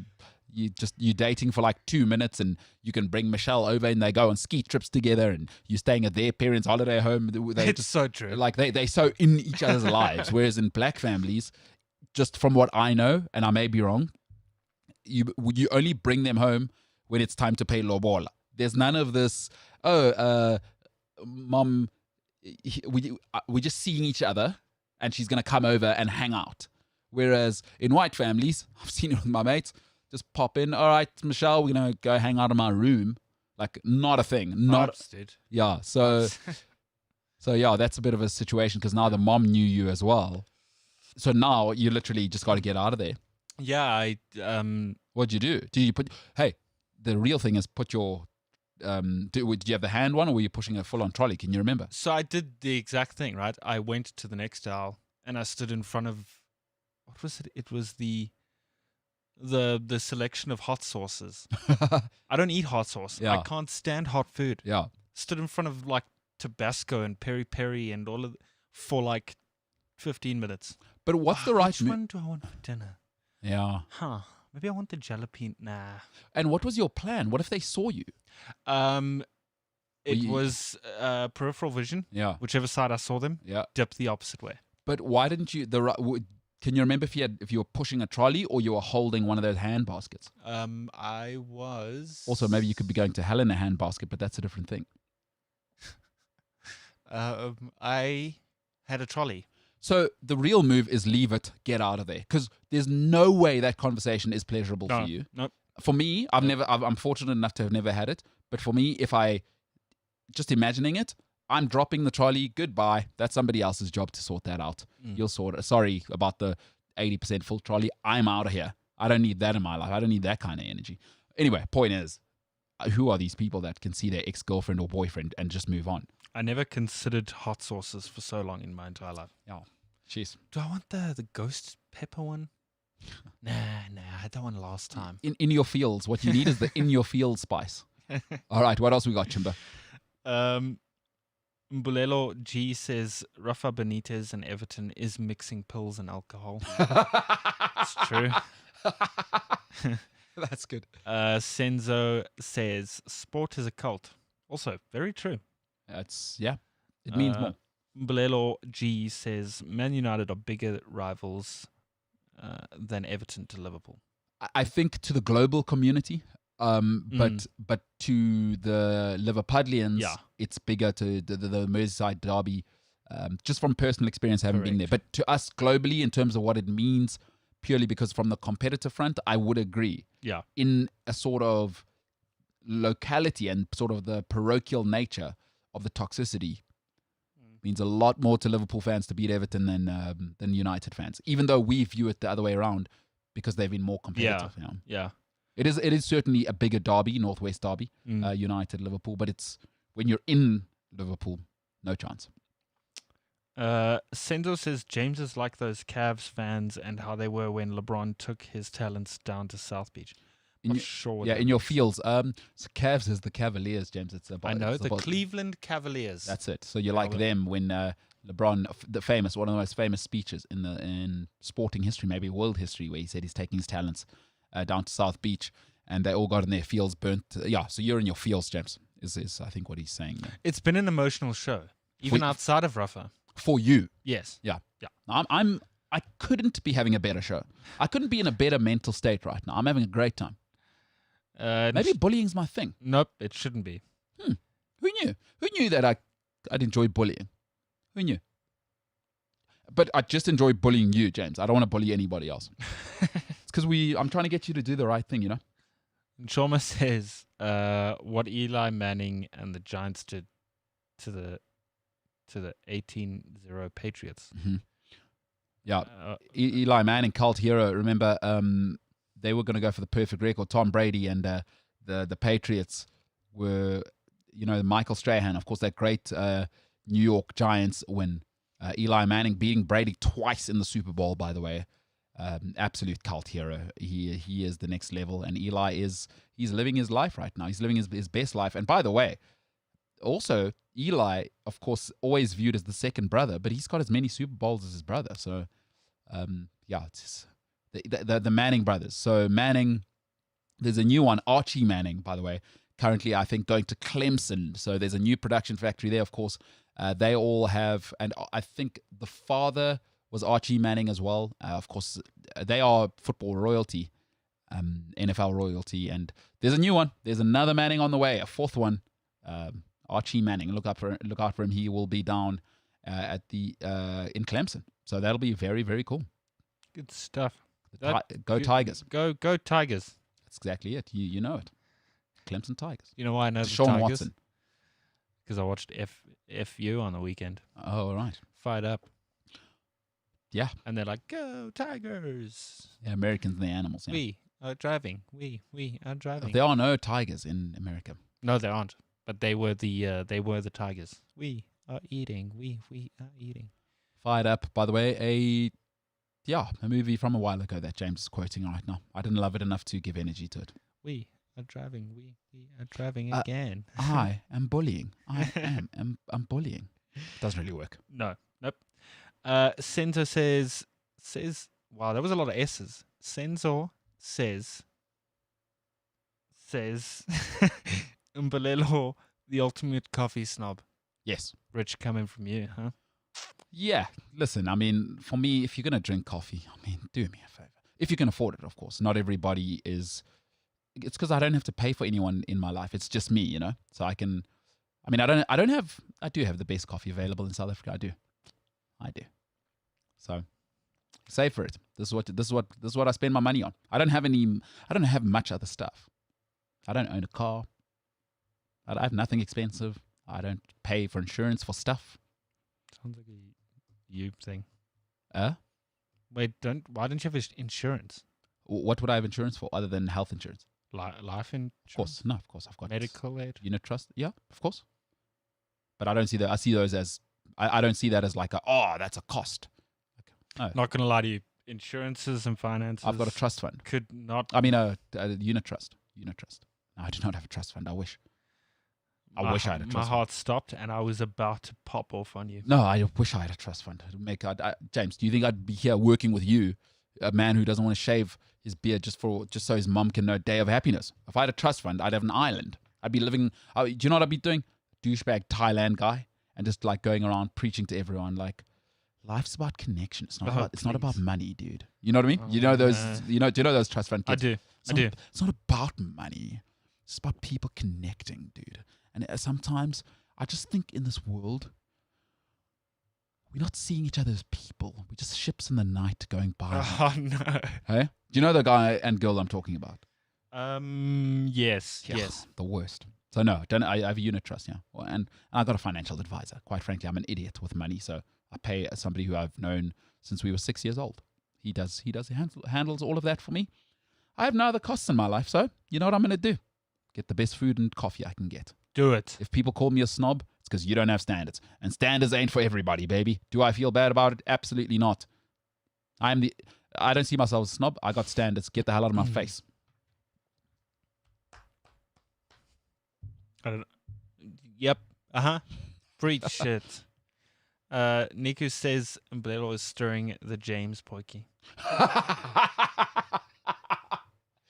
Yep. That's this weekend. Probably a big one.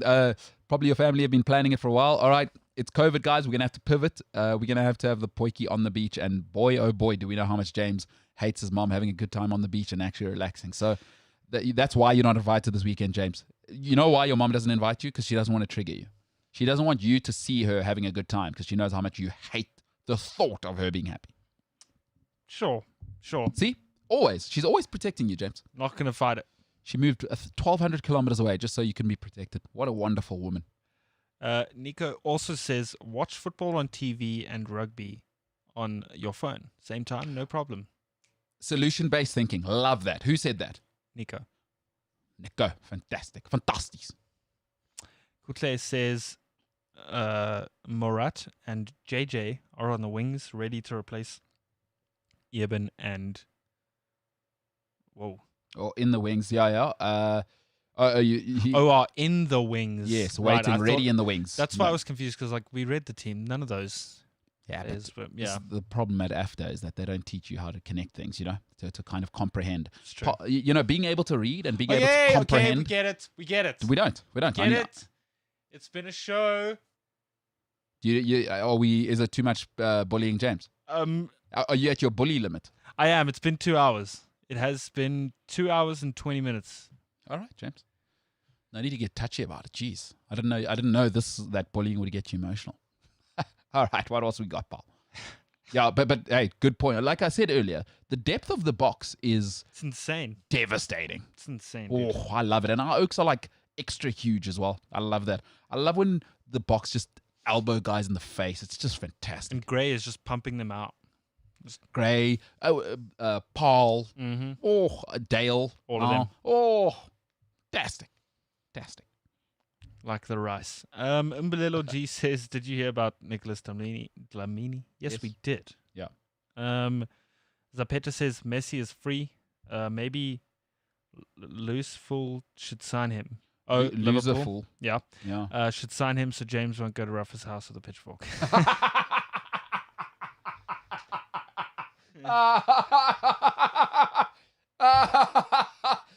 We don't need Messi to win titles. So funny. Son. Oh, nice toxicity there, James. Yeah, that's it.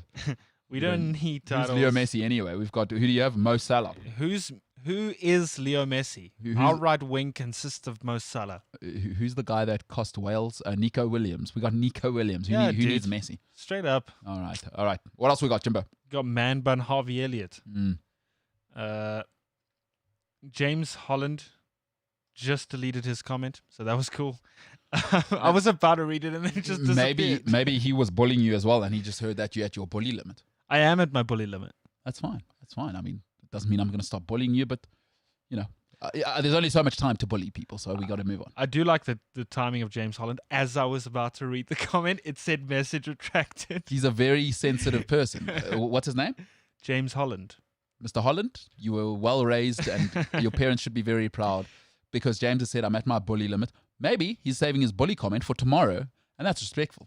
I did read earlier what James's comment was. Oh, okay. What did he say? I do know what it was about, but I'm not going to be that guy, and maybe there's a reason he retracted the comment, so I'm not going to tell you what his comment said. Fine. I'm okay with that. Kukle says, why is Jake White bringing in older players like Kombrink instead of committing to the young talent. I've said this before. He is very much the Jose Mourinho of rugby. Jake is not a loyal guy. He is all about now, and he wants to win now. At the beginning, he kind of had to stick, and he had to stick with the sort of Springbok era because he didn't really have a reputation. But you know, when you are successful and wealthy and entitled, is that it makes you more of who you are. Everywhere he's been, what's happened? Jake went to the Brumbies, he went overseas. He's number one, I know this for a fact, he is a tough man to deal with, not very well liked. I have no problem with him, I've never met him. But what Jake likes is old, experienced players. He's the Jose Mourinho of rugby. And that's unfortunately what it is. And it's, yeah, you hate to see it. All right, what else we got, Jimbo? Senza says, try bumping into your ex with your current and her current, and the question posed to you by your current is, so how do you know each other? That is a tricky one, right? Oh, hashtag orcs, dude. Have you ever had that? Walking No. with your lady somewhere? Mm-mm. Have you had in previous relationships where you've got it? Wait, what's the full question? Walking with the lady So somewhere? you with your Right. current girlfriend Yeah, and your ex-girlfriend is walking with with their partner or alone, yeah. and you bump into them. Hey, Oh, and then how's it she going? asks me. And then your girlfriend there and then says, hey, how do you guys know each other? No, but I do have a very funny story. Let's hear it. So we were out once, Who's we? like me and the boys, and it was just the whole squad. Like, Just the boys. no, it was the squad. Like my girlfriend was there. Okay. All right. So, all right. Okay, Yeah. cool. So, Squad, right? Mhm. And we were out and about somewhere in Johannesburg, and we were walking down the one road to get to a bar, and this one chick turned around, and she was like, "Hey, James Eelsley," and I was like, as I looked up and saw her face, I knew exactly who she was. yeah. I knew exactly who this chick was. dude. Okay. So I was like, oh no, because like my girlfriend was right next to me. The story is though, me and this girl were like, not at the time of me dating the girl, Sure. because I'm a loyal dude. No, well, weird that you have to say that. Well, I mean, Well, I just want people, because what I'm about to say is going to make it sound like we were. let's hear it. Right. Me and this girl were like in the DMs and like vibing with each other in the DMs, but not at the same time as me and this girl. And I didn't want to have to explain that I was chatting in the DMs to this chick like 3 months before me and my current girlfriend, not the girlfriend I'm dating now. It was Okay. Yeah. Oh my God. because what it's kind of like embarrassing to be like, yeah, we were in the DMs, dude. Because where the girl you were chatting to via the DMs, had you met each other, or did you just meet each other online and you We both had, like, hey, that is pretty saucy stuff there? we had met a couple of times. Oh, okay. So you were just interacting, and Yeah. it could have led to something. So we were vibing before my girlfriend at that time and I were dating, and I didn't want to have to explain how we were vibing. So how come you didn't ever take the DM situation further with that previous girl? Did she live too far? Although no, we know that's not a problem it's for you. Just all it was just vibing. Oh, it was just Just vibing. didn't really go anywhere. Shucks, that is because how do you explain that one? And who's going to Exactly. believe that? Exactly, dude. If I was your ex-girlfriend and you said that, I wouldn't believe it. Like, And she exclaimed across the street, James! Oh my I was God. like, oh no, dude. and was she good looking? Yeah. Oh no, that's Yeah. even worse, right? Because like that's a thing. Yeah. Because something I've realized. So I was saying on the Gareth Cliff show, by the way, catch that 6 to 8 live every morning. I was saying I had a bit of a situation last week. A friend of mine, somebody I've known forever, Right. and so I'm back in town, and I was going for coffee with somebody else, right? Smoking, good-looking girl, the one I'm going for coffee with, but a friend, like not it's got nothing to do with that. We're just meeting up. Been a while. What's happening? She said, "Oh, I see you back. I heard you on Cliff Central. Blah blah. You know, it's been a while. I was living in Cape Town. But did my friend turn toxic?" And I was like, "Why?" Like, and I kind of have a theory that I don't know why girls hate good-looking girls, but okay. Oh, they do, Oh huh? my God, dude. It's a real thing. It's been happening throughout my whole life. But anyway, whatever. I've just seen what that does, especially if the other girl is at least as good looking or better looking than your girlfriend, because girls know. Yeah. And we all know, right? When you're out, it's like we all know our order in the pecking order in terms of looks. So like I know people, confidence and stuff helps, being funny or whatever. That's a nice ad. but in looks, we know. Yeah. There's a pecking order. We know. Mm. And so that's a situation, which is why I was asking, is if she's good looking, oh my God, that's Yeah. murder to explain. That was an issue. That's murder to explain. It was an issue. How do you begin to? We were just vibing, but nothing happened, and that nothing happened is a one-way ticket. Yeah, to, dude, exactly. that is a one-way ticket, an express ticket to Fightsville Yeah. with your Also, partner. what makes it worse is like, you know, when you're a little bit drunk, like the emotions. Yes, Like that was also a yes, thing. your inhibitions are loose. Yeah. And did she run across the road, or did she just shout? No, she just yelled. She was like, James! Oh my God! And then what did you do? I looked up and I was like, who's calling my name? I don't Yeah. recognize that voice. Looked up and then I looked at her and like I said, I immediately knew who Yes. she was. Yeah. I turned to one of my friends and I was like, oh no. So we just kept walking and then that's where we Oh, were. so you didn't see that? Could have gone badly because if she walks across the road now, everyone's a little drunk. You Yeah. know, we all Yeah. and we loosey goosey. Yeah. Oh my God! Why'd you stop messaging me? Yeah. Oh my God! Yeah. Because then you know what happens then. She comes in for that close hug as well. Oh my word! So I get to see you look so good. Dude, Oh, you look so good. Have you been working out? Yeah. Oh no. oh my word! And then eventually your girlfriend, naturally, they want to protect their territory, would have probably come up. Yeah. And then it's just hell from there, Yeah. actually, because your girlfriend's giving her dagger eyes. And then, you know what girls How's do? your That? mum doing? And Yeah. she only knows your mum because of that one time Yes. you kind of bumped into each Yeah, other. yeah, Not yeah, really. yeah. So it's not really a thing. How's your mum doing?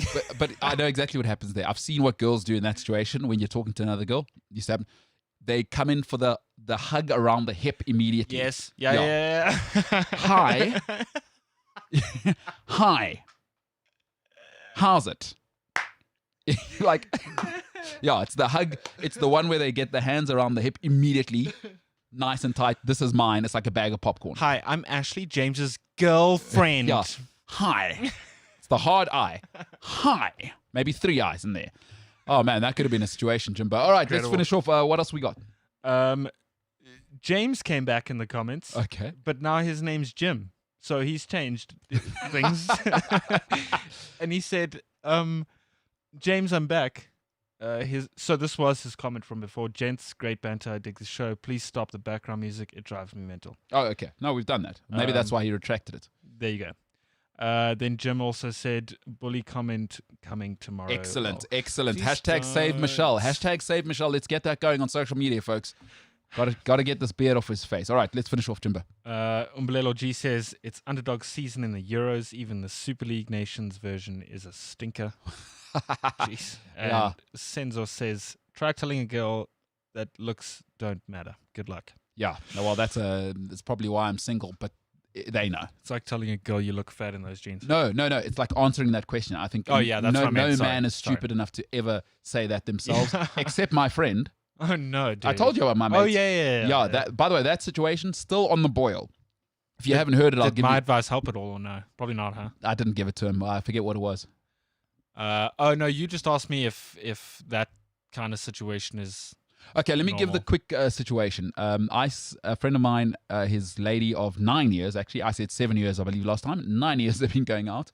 And he went to her and said, you're picking up a bit of weight. Oh, no, the thing you asked me was... Should you ever tell your partner? Yeah, and then we got into the whole depends on the time and the blah, blah, blah. By the way, that situation from both sides, I'm getting it from both sides right now. It is cooking. Oof. Not great for me. Oof. I'm getting it from both sides, and it's still a situation, and they're still both not happy. And in his mind, he just can't see past it. He's like I think in his mind, we're either whether they're getting married or not, they're spending the rest of their lives together. Like, Yeah. he loves her, but he's also like, no, this ain't it. And she is Seems spicy. no, but now, do you know what I've done? I'm not replying to either of them. I haven't replied because they messaging me. They both WhatsApping me. But I've been here before. I'm no mama and raise no fool. Do you know what I'm saying? Is I'm not doing it. If they think I'm doing it, they are out of their minds putting me in that situation.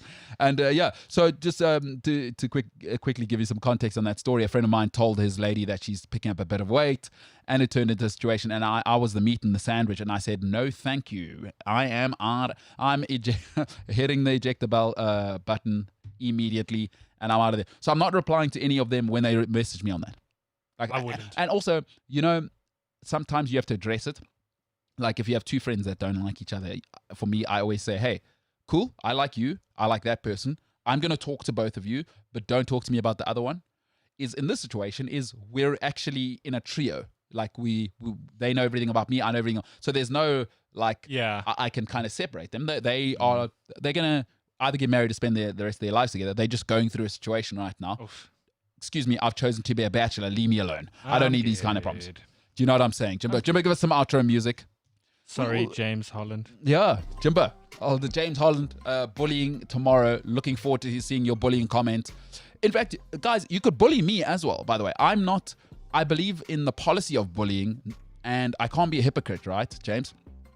I can't just say only bully James. If people want to bully me, if I really believe in bullying to do the right thing, I need to be willing to be bullied, right? Yes. I have to be consistent with my... now, am I gonna not shave my beard to make my mom happy? Absolutely not. I'm not gonna do that. I'm going to shave. This weekend, you will see a new man this coming week. Ladies and gentlemen, including James, Jim, Holland, and by the way, hashtag save Michelle. Please, let's get that going on social media and see if we can emotionally bully James into actually just caring about his mum's happiness. The very first day of July has been an absolute pleasure. Jimbo, appreciate you, pal. You're a good man. All right, thank goodness his mic's off and we can't hear him. That's fine. Let's move on. My name is MKT. It has been an absolute honor to be with you today. It is the 1st of July. This is the MKT Show. And for now, we are the hell out of here.